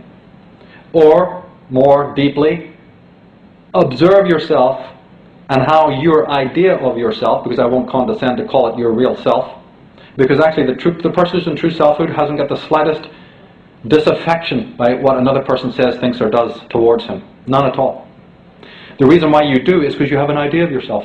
And the first moment a person says a couple of syllables against that image of yourself, and you become as evil as the George Bushes and the rest of the world, all the tyrants. Their tyranny is just with a bigger gun than ours. You see this in the schoolyards, you see it in the families, you can hear it through the walls of your houses. It's ubiquitous, it's reeking from the world, all of this tyranny. It's not just in the corridors of power. What a luxury to be saying, oh, only there it is.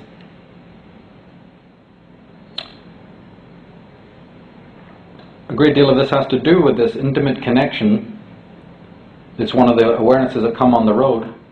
As you climb higher up the mountain, right, you get a bigger vista and revelations that you couldn't have when you're stuck down in the valley. Well, one of them is actually that age-old known thing to shamanism, known thousands of years ago, that's now been hidden, which is the intimate connections between psychic and physical energy, or the microcosm and the macrocosm.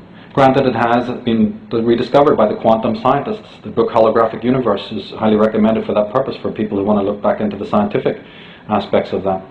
Leonard Slane says that according to the new physics, observer and observed are somehow connected, and the inner domain of subjective thought turns out to be intimately conjoined to the external sphere of objective facts.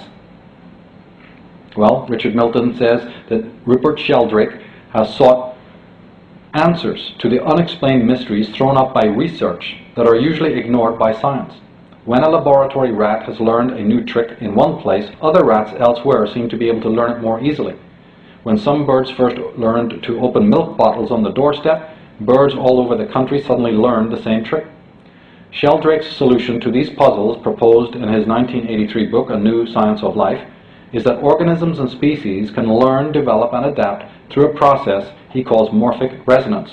It's very akin to the implicate order of David Bohm.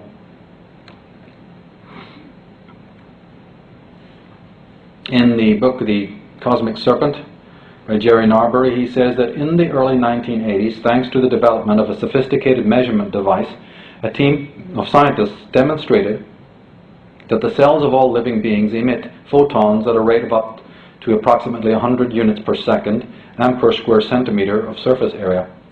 They also showed that the DNA was the source of the photon emission.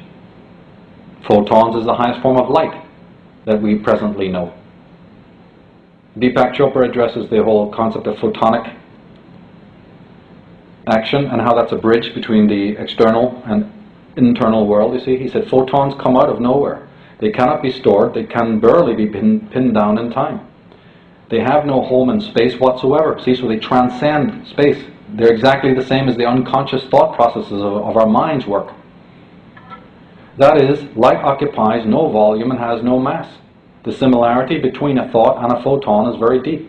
Both are born in the region beyond space and time, where nature controls all processes in that void, which is full of creative intelligence.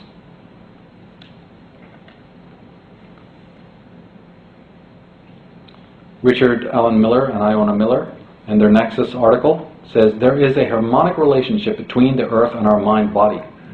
Earth's low-frequency isoelectric field, the magnetic field of the Earth, and the electrostatic field that emerges from our bodies are closely interwoven. Our internal rhythms interact with external rhythms, affecting our balance, our REM patterns, and mental focus. So the science is now coming back to what the mystics have all been saying for years. Now I would ask a question then. Are the mental, emotional and psychological states of human beings causing the changes in the electromagnetism of the planet? All the dysfunction that we see. And that's drawing very much on the teachings of Wilhelm Reich, who turned all of that upside down and said consciousness is affecting what you imagine as weather patterns you see and social changes and all of that dynamic. And that needs to be taken on board too. As I say, we're not making any point, it's to be studied. Because this could take us into all sorts of areas. Alan Watts says that lack of knowledge about the evolution of the organic from the inorganic, coupled with misleading myths about life coming into this world from somewhere outside, has made it difficult for us to see that the biosphere arises, or goes with, a certain degree of geological and astronomical evolution. As Douglas E. Harding has pointed out, we tend to think of this planet as a life-infested rock, which is as absurd as thinking the body is a cell-infested skeleton. But that's what everybody thinks, isn't it? That's what religion teaches. You just came from out there into this. Not that you grew out of it, as a tree grows out of it. That happens to be you out there every time you look at nature.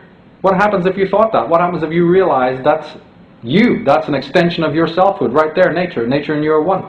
You didn't come out from some mysterious outside of it, into it. You grew from within it, as part of it. It is you and you are it in the same way that a single drop of water on a leaf reflects the entire topography all around it. What would that do to our thinking if we really caught it, really got in touch with it? That every brother and sister, every tree that you see is part of yourself, by the way. Alan Watts addresses this connection between self and nature. Surely all forms of life, he says, including man, must be understood as symptoms of the earth, the solar system and the galaxy, in which case we cannot escape the conclusion that the galaxy is intelligent. Maybe not the kind of consciousness we have, but it's intelligent nevertheless. Somebody put it there, and it certainly isn't plugged in, although science is desperately seeking to find the plug, so we can find out its power, right? He says that the first result of this illusion is that our attitude to the world outside us is largely hostile. We are forever conquering nature, space, mountains, deserts, bacteria and insects, instead of learning to cooperate with them in a harmonious order. In America, the great symbols of this conquest are the bulldozer and the rocket, the instrument that batters the hills into flat tracks for little boxes made of ticky-tacky, and the great phallic projectile that blasts up into the sky. Well, Mikhail Bakunin, the head of anarchism, put it this way. In his book, God and the State, he says that the liberty of man consists solely in this, that he obeys the laws of nature because he himself recognized them as such, and not because they've been imposed upon him externally by any foreign will whatsoever, human or divine, collective or individual. The champions of selfhood will always put it that way. The great artists know how to tell us subtextually, this story. For instance, this famous image here of Adam, the creation of Adam in the Sistine Chapel. Adam is outside the realm of the God. But more so, the creative God is actually sitting inside a brain. Do you see how the cloak that surrounds God there on the right is actually shaped to look like a cross-section of the human brain? God is within, is what Michelangelo is saying. And in a way, that creative force within us, which gave rise to all of this, Adam, as we know ourselves to be, right? He is in effect cut off from that. He is divorced from that. He's separate. He's on the outside until he awakens to the higher truth, which of course you can better believe that the Pope who funded Michelangelo to paint this had no idea what Michelangelo was subtextually saying and referring to. It's actually the most anti-religious statement you could imagine. God is within your brain, you are God. That's not what they wanted to hear. Tony Bushby says that the Church Fathers knew all about this. According to Bishop Epiphanius, the Christ is the spiritual self within each person. Clement of Alexandria, right? Great church patriarch, he says the greatest of all lessons is to know yourself. For when a man knows himself, he knows God. So at one point, even this self-knowledge was featured in religion in a very strong way. In Hebrews we read, without father, without mother, without human descent. His life has neither beginning nor end, but as the Son of God, he abides as a holy priest continually. So the one under God is without any of these connections to other human beings. He stands alone. In the Gospel of Thomas, Jesus says, many stand outside the door, but it is only the solitaries who will enter into the bridal chamber. Talking about the chemical wedding that comes after the divorce from all the other falsity of the world. In 1 John we read, you have been anointed by the Holy One and have knowledge of all things. The anointing which you received from him abides in you, and you have no need that anyone should teach you, as his chrism teaches you about everything, and is true and is no lie, just as it has taught you, abide in him, the higher self. And once you have that, you need no other authority. As I said, this was in the ancient legends of the earliest peoples on the earth. In the very Song of Odin, it says, I know that I hung on the windy tree for 9 whole nights. Right? 9 is the cycle of initiation, see? Wounded with a spear, dedicated to Odin, myself to myself. Nobody stuck him there, nobody nailed him on there. To go and seek the mystery of the runes was a willing participation in suffering, a willing entering into a mentha, right? He hung upside down. And the windy or the winding tree is the Kabbalistic tree on which the secrets of the runes exist, which is nothing more than the self. But the key there is that this was an oblation not to God or not to some guru, but to oneself, not to a cause, not an ideal. Crazy Horse, the shaman of the Lakota people, says that I salute the light within your eyes where the whole universe dwells. For when you are at the center within yourself, and I within mine, we shall be as one. Hang on a minute. There's a lot of talk about oneness today. But theirs is the oneness of 1,000,000 broken shards, unawakened, inauthentic, lost, dependent, codependent, ignorant, broken cells coming together and thinking we're all one. What kind of oneness is that? A paper-mache, Quatermass monster? Allness is that if there has to be a confederation, then let it be of whole men. There's nothing broken about a crazy horse. Those people are not a tribe, they're a tribe within a tribe, right? They are whole people. That is the meaning of wholeness, not this talismanic, globalistic rubbish that you're hearing today. Come unto me, all ye who are broken and deranged, into our little program. Barrett goes on to say that this seriousness, is the simple and forthright seriousness of someone who has at last arrived at the center, who is therefore at last totally engaged in the project of his life, with all that it entails. This person exists under the eye of eternity, and therefore what he does in the moment is absolutely real. It's nothing more than Heidegger had been saying, Das Ein, being there, being here, you being here. It doesn't matter what everybody else is doing. So don't you see then that this is obvious now what the real holy work is? The holy work is to find out, is it not, what stops you from doing that. Every single thing that prevents you from that level of awareness, from being engaged in the project of your life, must be scrutinized, must be critiqued and understood. You have to understand the anatomy. Forget about finding out what selfhood is. Find out what holds you back from that process. Everything. That's the job. It's not easy. As Friedrich Nietzsche said, the individual has always had to struggle to keep from being overwhelmed by the tribe. If you try it, you will often be lonely and sometimes frightened. But no price is too high to pay for the privilege of owning yourself.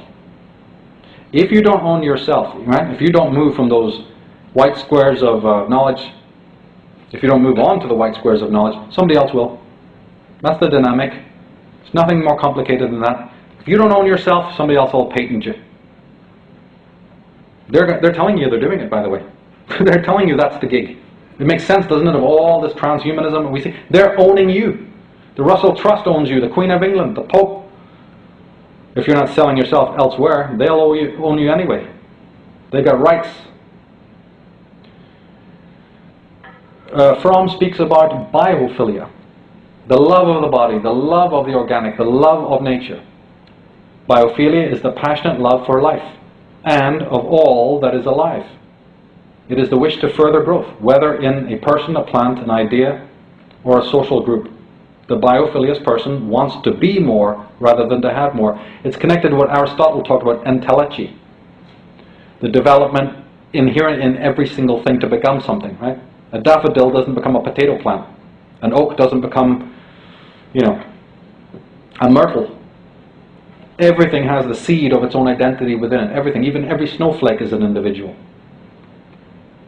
Now, in one of the earliest scripts, going back thousands upon thousands of years, the Vedas, well, from the Srimad Bhagavatam, this is addressed. Aryans do not kill even a small plant unnecessarily, not to speak of cutting trees for sense gratification. Aryans do not distinguish between lower and higher grades of life. All life should be protected. All living beings have the right to live, even the trees and the plants. This is the basic principle of an Aryan civilization. Compare that to the monstrosities that we are doing today. Mark Twain said, "Once you discover that the whole world is mad, all the mysteries of life stand explained." Well, mad, contradictory. Since the United Nations was founded in 1945, there have been 140 wars. As Nietzsche said, in individuals, insanity, it's rare. But in parties, groups, and epochs, it is the rule. Madame Blavatsky put it this way, talking directly about this biophilia. All the glories of nature, the imposing silence of the night, the aroma of the flowers, the pale rays of the moon, through the green tufts of the trees, the stars, flowers of fire strewn over the sky, the glowworms, all these have been created to render the adept worthy of nature. At that moment, when, for the first time, she exclaims to man, "I am yours." Words formed of a divine perfume from the soul, which breathed forth, ascend to heaven together with the perfume of the flowers. The one moment of his life when he is king, when he is God, the moment which he expiates and pays for with a whole life of bitter regrets. That moment, it is the price for all our miseries. Another word for it is negentropia. Nature, as I said, isn't plugged in anywhere. They've never been able to find the socket. How does it all exist without ego consciousness? Well, Spengler says that the reproduction of the species is feminine. It runs steadily and quietly through all species, animal or human, through all short-lived cultures. It is primary, unchanging, everlasting, maternal, plant-like, and cultureless. If we look back, we find that it is synonymous with life itself. And I've spoken often about the fact that this negentropic ability of nature is what is very envied by the lower mind. This is also partly explains what technology is. This self-sustaining negentropic power, of course, remains elusive, it remains unknown, but science, technology is a way of trying to grasp it, appropriate it. William Blake, the poet, in his poem The Sick Rose, explains it by turning the symbolism around. He says that not only is the envy there of man to grasp and own and control that power, see? In other words, in The Sick Rose, he's saying that the dark, poisonous mind blames the beauty of the rose for its own destruction. Right? Which is what psychopathy is. I'm not destroying you. Your beauty brings about your own destruction. There's that necrophilia, that worship of death, the thanatos instinct. This pertains also to words again. In the Vedic tradition in Sanskrit, the word maya has often been a word synonymous with illusion or the fall. I mean, this makes a lot of hay in various religions of the East. They're always telling you about escaping Maya and don't be confused by Maya. And even instilling the idea that the physical world, this concrete world, is the Maya, is the illusion. And that is absolutely not what the original word meant. And this is addressed by Alvin Boyd Kuhn, who says, no, the real Maya or illusion is not the natural forms, but it is the mind's propensity to conceive or project forms created by its own inventiveness, but which do not agree with the truth extant or potential in nature. In other words, what he's saying is that your thoughts about nature is the Maya. The projection that you put upon nature, that it is lower, right? Ontologically lower, there's a higher and the lower. That whole hierarchical paradigm, that is the true Maya. It's your own thought about reality. It's your idea about what is, not what is itself. This is another important piece to grasp in the journey. Because it pertains even to the idea we have of ourselves.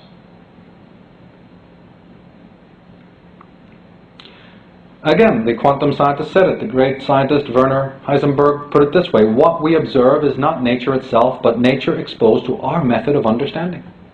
So much so they discovered that even the reality you look at is changed in its complexion by your act of observation. I mean, what could be more magical than that? What could tell you the primacy of consciousness more than that? There's no way out of arguing about that. Nietzsche put it this way: why does man not see things as they are? Because he himself is standing in the way. Our thoughts, our prejudices, stop us from seeing reality as it really is. The great teacher Osho had an amazing simile to account for why we're in the state we're in. It connects with what Heidegger was talking about. Heidegger says that reason, right, logic, can't understand being, because just as your breath must exist before you can live, right, move, walk, function, you must breathe, so does existence, beingness, precede thought and reason. Reason cannot understand the mysteries of existence. You need more than reason. Reason is instrumental to it, but it can't be on its own. It can become waylaid too easily. Osho says, his metaphor of this is saying, how can you teach a blind man the mystery of light? If a blind man has never seen the sun, or know what light is, even though you can describe it perfectly to him in a million ways, is that the same as the experience of actually experiencing light? Of course it is not. Then we come to another key piece in this journey. I kind of hinted at it earlier. What happens if we have to re-examine all that we've been told about the mind, consciousness, and those divisions that exist?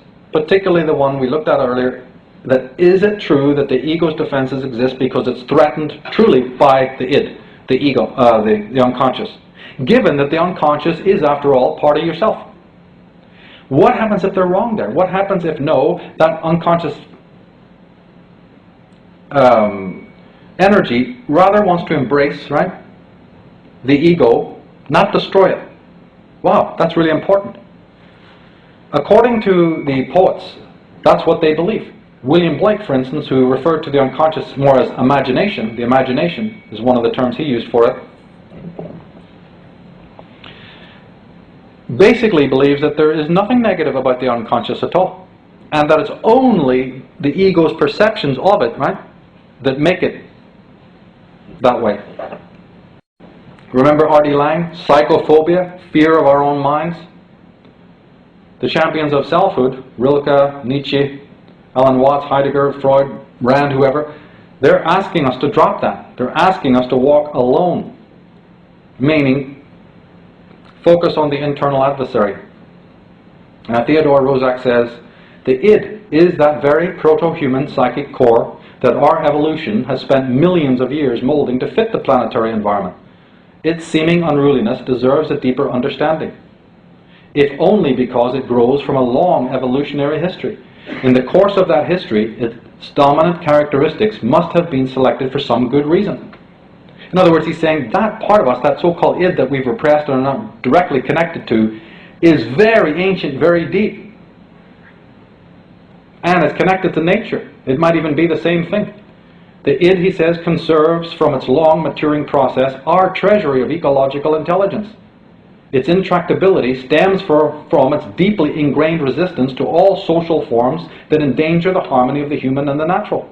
Its untamed selfishness represents a bond between psyche and cosmos, whose distant origins reach back to the initial conditions of the Big Bang. In other words, in the unconscious, in Blake's imagination, is the bond between us and nature. In that room, in that place, is the place of the wedding. It has already taken place, but we've slammed the door on that. He says, just as there is a wisdom of the body which often has a better sense of health than medical science, so too there may be a wisdom of the id that knows what sanity is better than any school of psychiatry, whose standard of normality is essentially a defense against misconceived social necessity. Yeah, you don't fit into the system, well, you're broken.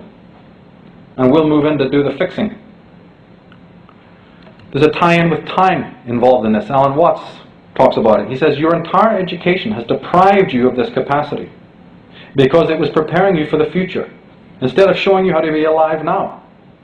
In other words, you have been hypnotized by an educational processing system arranged in grades or steps, supposedly leading to some ultimate success.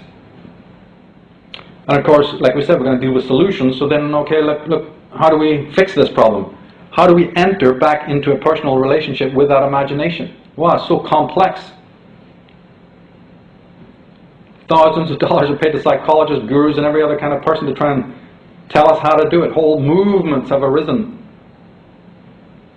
It's very simple. You speak to it. Your relationship with it is no different than your relationship how you cultivate a relationship with a person, the neighbor. As Crowley says, in the knowledge and conversation of his holy guardian angel, the adept is possessed of all he can possibly need. To consult any other is to insult one's angel. Why are you turning to the world? Why are you seeking guidance from the misguided? Why do you seek others to become dependent on you? Why do you become dependent on them? Every time you do that, it's a slap in the face for your higher self. Remember they talked about that a sin unto God will be forgiven, a sin unto the Son of Man will be forgiven, but a sin unto the Holy Spirit can never be forgiven in this life or the next. If you followed my work, you'll know that I identify the self with the Holy Spirit. A sin of yourself. Well then, how can it be forgiven by any external agency? The whole remedy of life is to enter into dialogue with yourself. A conversation. You speak to yourself in the street today, what will happen to you? Don't you know that Beethoven had that dialogue with himself? So did Rilke, so did Rodin, so did Mozart, so did Dali, so did Magritte. Anyone you know as a genius has that perpetual inner dialogue. You wake up, you speak to yourself, you are aware of yourself, and you have that inner dialogue. They're trying to train and drug you out of that today. But this goes very, very, very, very deeply indeed. But all I would say is enter into dialogue with it as naturally and as easily as you do with other people. It's no more complex than that. And it's a great honor to yourself to do so. Music is an aspect of this. Leonard Shlain talks about the arts. The ability of species to generate and respond to music is one of the great unexplained mysteries of nature. Apparently, appreciation of music is built into the genetic foundation of all higher life forms. In humans, perfect pitch seems to be coded somewhere within the strands of DNA. If the fittest do need to survive, then how does the ability to sing in key or keep time to rhythm complement or enhance that survival? The answer is simply, you're not here only to survive. That's why you have that encoding. That's why you have that understanding, because how does the unconscious speak to you? We talked about you entering into dialogue with it in a very natural way. It speaks to you through art and music. Heidegger also mentioned this. The very sound of the unconscious is music. Musical notation, language, even the sound of language, the sound of words is a form of music. Or art. So again, these are ways that people can get involved in it. Pertaining to all of this, of course, is the question of death. What does all we're talking about have for the final termination of life, or for the other forms of death and mortality that we meet every day of the world? And also don't forget the highest anxiety, the highest fear, right, which all forms of tyranny use on you to freeze your brain, and which we also the internal adversary. And the Heideggers and the Schopenhauers and the Kierkegaards tried to turn it around for you and say, well, okay, since you have the fear of death, at least look at it positively to say maybe that'll spur you to feeling lucid about your life. They call it being unto death. By having a consciousness of mortality, right, and temporality, maybe that will do the trick to awaken man to his authentic sense of self. But without even getting into that, we do have this concept of death and questions about it and fear and so on related to this question. And that fear can be manipulated by those who wish to do so. But here's what Schopenhauer said about it, and it's very, very pertinent. He says, consciousness is destroyed in death, to be sure, but that which has been producing it by no means is destroyed. I give the analogy of a match. You strike a match and a flame comes on it, right? And the stick is your life. That match is material. And the light is energy. Slowly the match burns down. The light burns the match away, burns the matter away. And the flame is exhausted, right? Or as the wax or as the match is exhausted, the flame disappears, going back from whence it came. What do? You take another match and strike it. There's the flame again. You take another one, another one, another one. And the light, exactly the same light, comes on every match. In other words, you could fill this entire planet with burned out matches, and you could theoretically fill the entire universe with nothing but burned out struck matches, right? All dead, all expired. And yet you haven't reduced that flame one bit. Same thing with mortality, same thing with the body. You may die, you may pass on your material aspect of yourself and all those ideas, but the energy that brought you and all life into existence, purely with this negentropic power we've been looking at, that's going nowhere. Time to align your mind with that. It's only orientation. You can identify with the matter that is burned up, the broken, burned out match, or the flame that is never reduced even one bit by those exhausted material vessels. But we don't want anything to do with that. We're sick of our humanity. We're sick of our soul. We're sick of our emotions. We're sick of all that dark side stuff and all that sorrow. See, what's the other way? What's all this post-humanism about? You're so sick of yourself, you're so tired of your own thought processes, you're tired of your emotions, that now they're going to lead you right up to this global dystopia by saying, we'll deal with it. You won't even have them anymore, that's the answer. Don't worry about your individual destiny or dharma or any of that. We're heading towards a cybernetic world, a post-human world, constantly pulled outward, which is what science and technology is doing. Come over here, your life is only utilitarian. Make the best of it, function in the society, be a good person in the social hive, conform just like the prisoner. Number 6. It's good because the mass says it's good. And don't worry, give us enough time. We'll even prolong life. What kind of life? Oh, I want them to really prolong the prison sentence and the Bastille of lies that they've created for us. Can't wait. Artificiality is another word for it. Jerry Mander says, it has been only 2 generations since artificial light became so widespread that we moved into artificially lighted environments. Now, most of the light we ingest through our skin and eyes is artificial. We are starved for some natural light spectra, and we have overdosed on those spectra that come from artificial light, incandescent, fluorescent, mercury, vapor, sodium, television, and others. Indeed, about 90% of the total emission of an incandescent lamp lies in the infrared. But as we said, scientists are now working overtime to make sure that we don't ever have to look at any of these darker emotions, which, as we said, are the stages along the road of selfhood, right? Yeah. Now we can turn off the brain's morality centers. We can make psychopaths of you all like we are psychopathic. As Aldous Huxley said, never before have we been in a position to make so many fools, maniacs, and criminals of so many people. But this is also very much a collective movement. And if we look to the scientists, do we find any answers? Eric Fromm says the reasons why social scientists have not considered the question of the optimal social conditions for man's growth a matter of primary concern can easily be discerned if one recognizes the sad fact that, with a few outstanding exceptions, social scientists are essentially apologists for and not critics of the existing social system. Mathematicians try to negate the validity of supernatural experiences and phenomena, I write. They say that many apparently supernatural experiences are simply coincidences mistaken for something unique. They cite experiences had by many people and say they're illegitimate. Remember, idiothetic, nomothetic, ideographic. You have it, it's your experience, but you can't reproduce it. Oh, well, it didn't happen, it's inauthentic. However, no scientist can altogether, this is the argument you can use against them, however, no scientist can altogether eliminate the possibility of a truly numinous experience from occurring.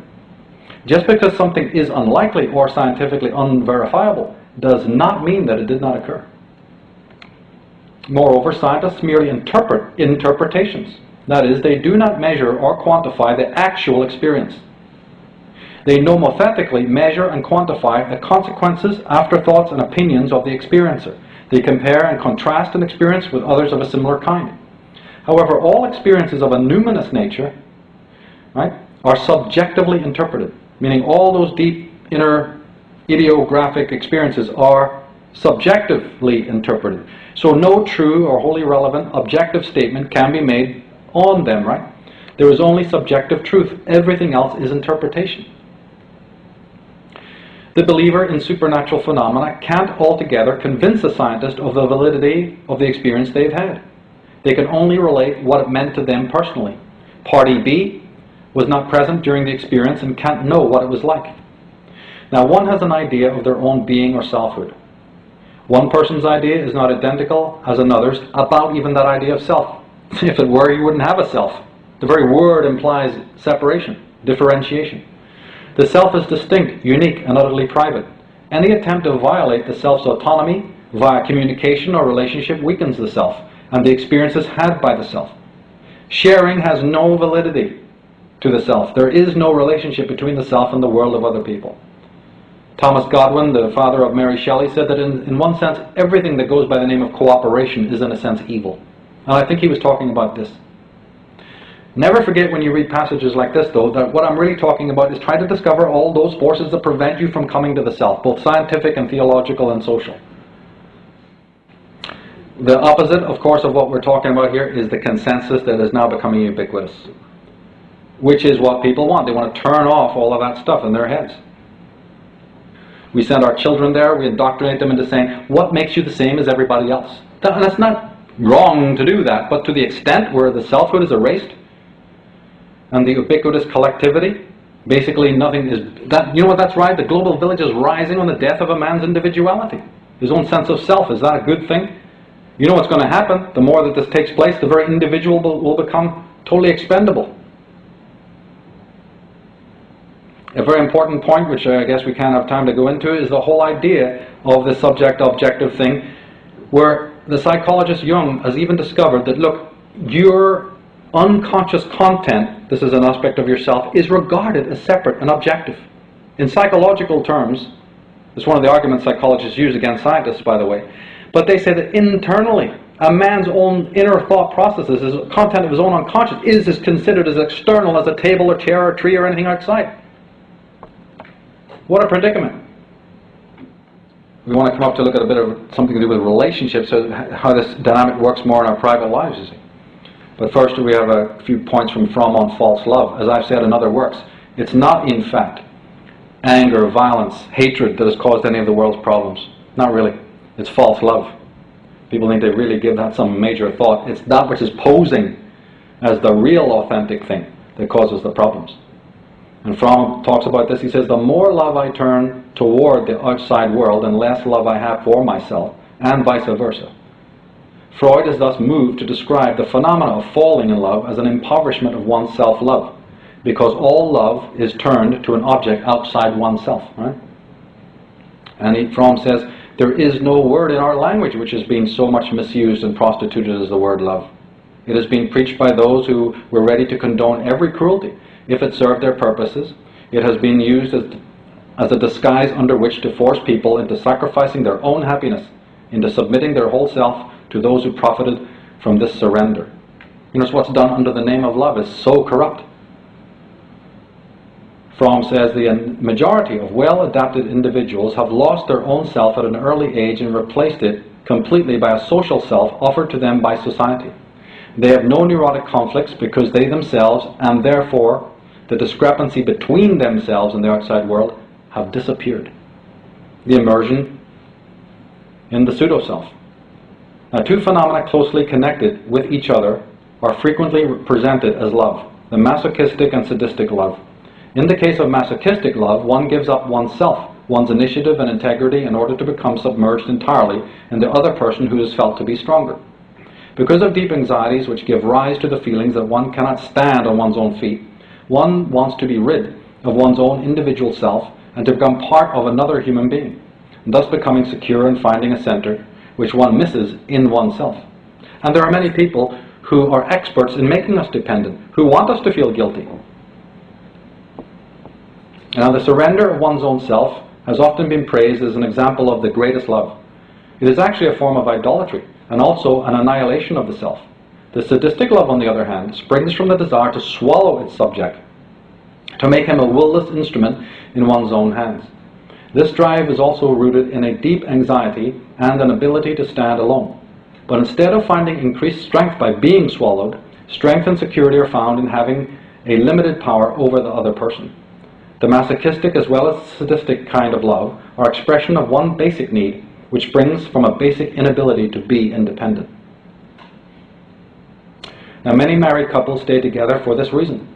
The marriage gives them the opportunity to experience hate, quarrels, sadism, and sublimation. They stay together not in spite of their fights, but because of them. Masochistic behavior and pleasure in suffering or submitting has one of its roots in this need for excitement. Masochistic persons suffer from the difficulty of being able to initiate excitation and of reacting readily to normal stimuli. But they can react when the stimulus overpowers them, as it were, when they can give up themselves to the excitement forced upon them. Let's see. No, religion. Slaves, submit yourself to your masters with all respect, not only to those who are good and considerate, but also to those who are harsh. For it is commendable if a man bears up under pain of unjust suffering, because he is conscious of God. But if you suffer for doing good and you endure it, this is commendable before God. Look at this. The Egyptians, Babylonians, Greeks, and Romans had no word in their language for sin. The Israelites introduced both the word and the concept into the stream of Western civilization, and by so doing diverted it.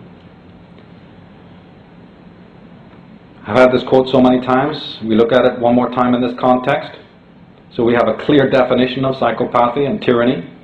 Nothing, says Martin Luther, is more poisonous, harmful, or devilish than a man in rebellion. Yeah, to them. The ones who are bending over backwards to rape you of every kind of selfhood that you could imagine. Or immerse you in the collective, make it so seductive with their talismanic words. It's not that sports and enjoyments are wrong, it's just what is it predicated upon. Or again, since they know that a lot of people, right, want to break away from that, they're not happy with that, you create the gimmick merchants who will take you a little bit further, you see, who will promise you all sorts of escapes from that mediocrity. But we have to question whether or not that's really ultimately authentic. Are they really helping us to find ourselves, or are they just creating a new set of allegiances? Or there's a total dropout, just like, I can't handle this anymore, and flop. The person just gives in to the mass, the Dionysian mass. As we've been studying, there's a whole net of deceivers waiting there to entrap. As Krishnamurti said, it is no measure of health to be well adjusted to a profoundly sick society. And we'll finish off by reciting his amazing words that really help to encapsulate what we've been talking about here today. He said that truth is a pathless land, and you cannot approach it by any path whatsoever, by any religion, by any sect. Truth, being limitless, unconditioned, unapproachable by any path whatsoever, cannot be organized. Nor should any organization be formed to lead or to coerce people along any particular path. My only concern is to set humanity absolutely, unconditionally free. Man cannot come to it through any organization, through any creed, through any dogma, priest, or ritual, not through any philosophical knowledge or psychological technique. He has to find it through the understanding of the contents of his own mind, through observation, and not through intellectual analyses or introspective dissection.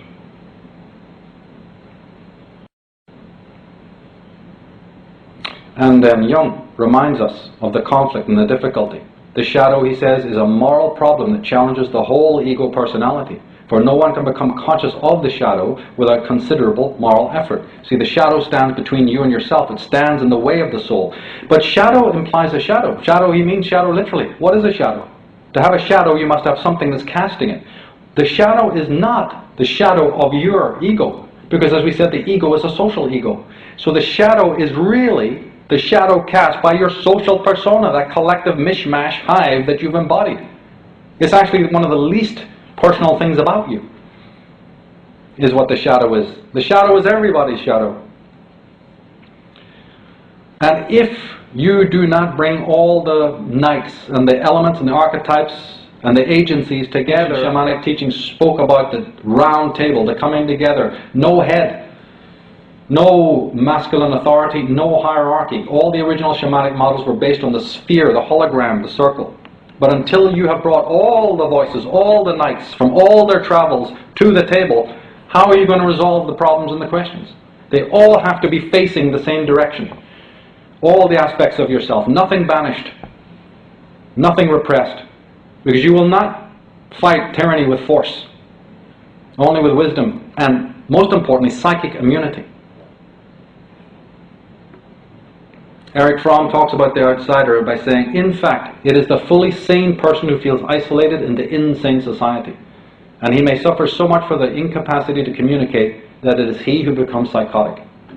As we've said, the person who's trying to handle this becomes the outsider. And if he's not immune, he will be destroyed.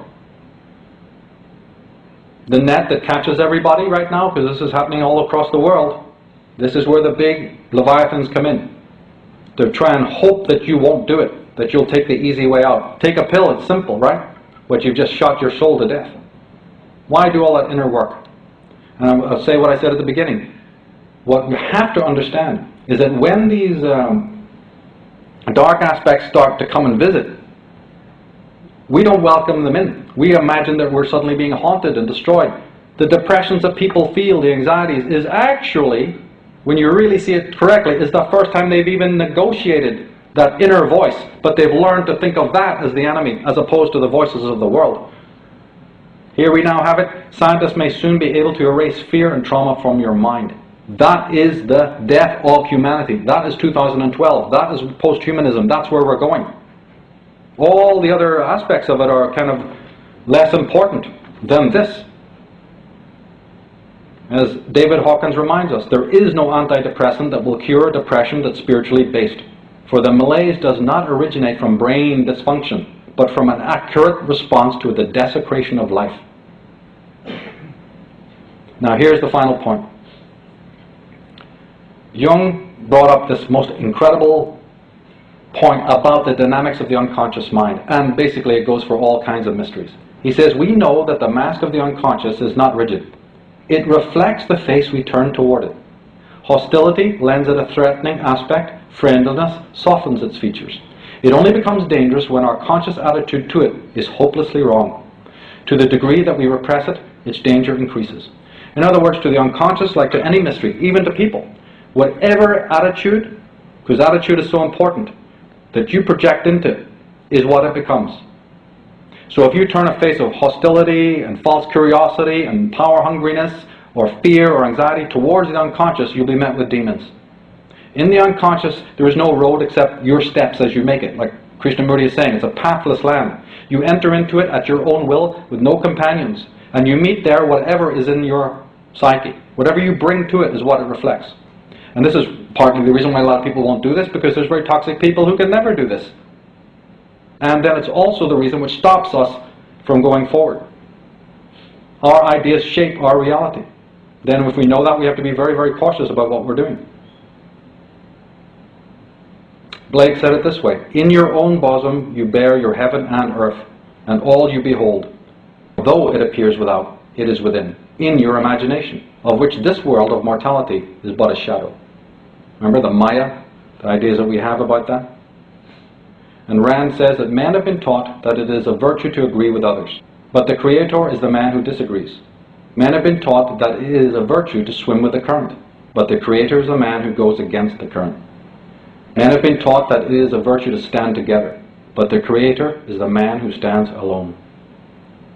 Shwala Delubich strikes at the heart of all these scientific paradigms. He says man is not a beast, he is animated. Man is the epitome of the cosmos, a creature housing the divine spark.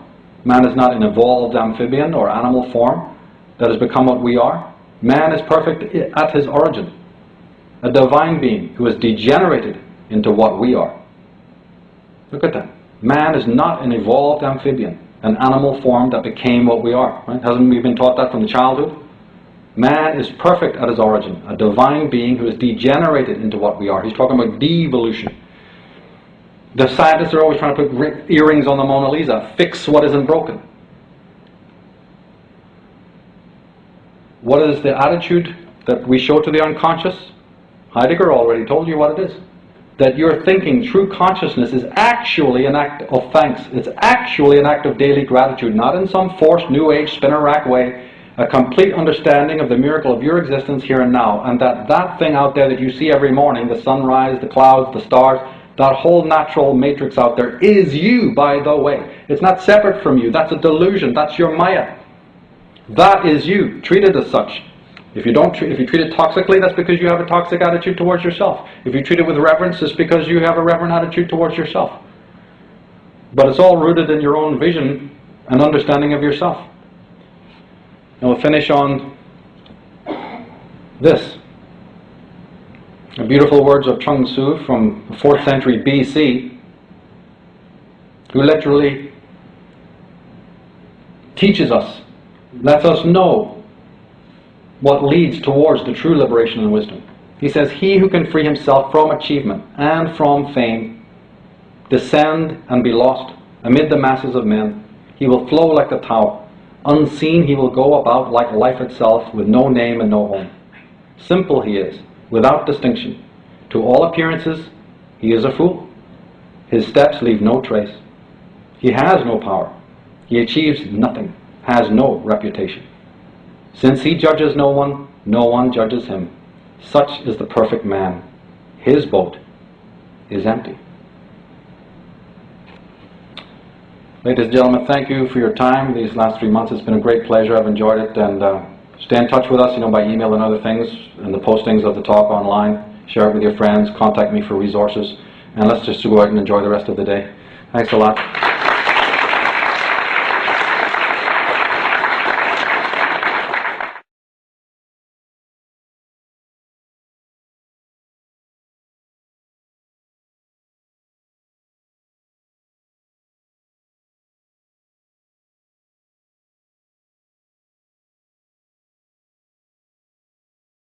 Never forget, the dictator is always right.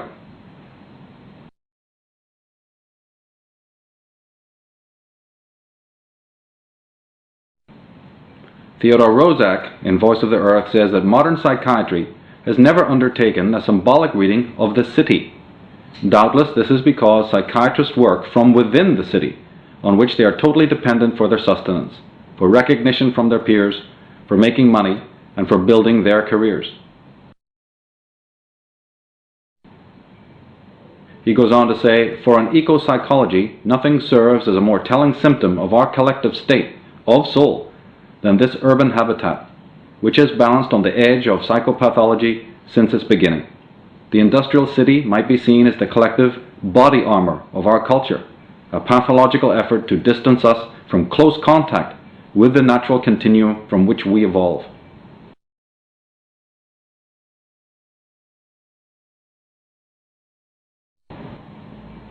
Another important word to know about is simulacra, from the work of the philosopher Jean Baudrillard. Jerry Mander, speaking on the subject, says that our environment itself is the manifestation of the mental processes of other humans, of all species of the planet, and all the cultures of the human species. We 20th century Americans have become the first in history to live predominantly inside projections of our own minds. But what happens if our own minds are artificial? Our thought is artificial. Then what? What becomes of our society, our environment? He goes on to say the role of the media in all this is to confirm the validity of the arbitrary world in which we live. The role of television is to project that world via images into our heads, all of us at the same time. Collectivism again.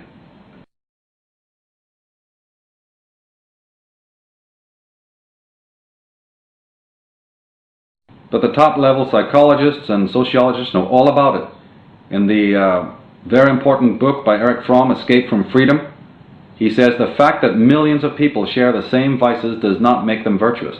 The fact that they share so many errors does not make the errors to be truths. and the fact that millions of people share the same forms of mental pathology does not make them sane. Speaking of Heidegger's Das Man, the non-self, the inauthentic self, J.A.C. Brown, in his book Techniques of Persuasion, says that because some neurosis makes people incompetent at work, we're liable to assume that those without a neuroses would be competent, whereas the truth is that it is only the incompetent neurotic who is seen by the psychiatrists. And since neurosis is socially defined, we ignore the great bulk of brilliant people who are successful precisely because they are neurotic. In other words, being neurotic in a neurotic society can actually bring you some benefits. It's being sane that can cause the problems.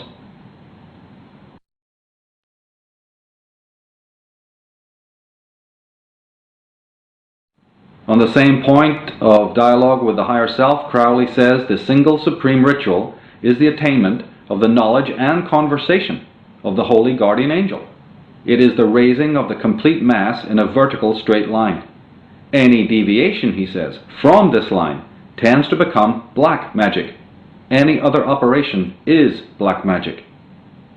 So in other words, anything in this world that hasn't involved the higher self constitutes black magic. Well, doesn't that include most of what's going on today in religion and science? He also says that magic is the science of understanding oneself and one's condition. It is the art of applying that understanding in action.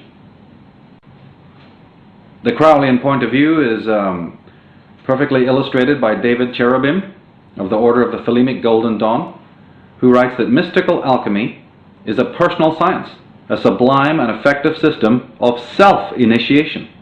Only you, as a single individual, can calculate and follow your own way up the great mountain of hermetic attainment. All essential guidance is within you, in the innermost center of your heart, where your own holy guardian angel or inner self resides. To depend on any other thing than your own holy guardian angel to accomplish the great work is to insult your angel, who is within you to instruct and guide you. All essential wisdom by which to achieve the great work is to be ascertained only within you. Nowhere else will you find the truth.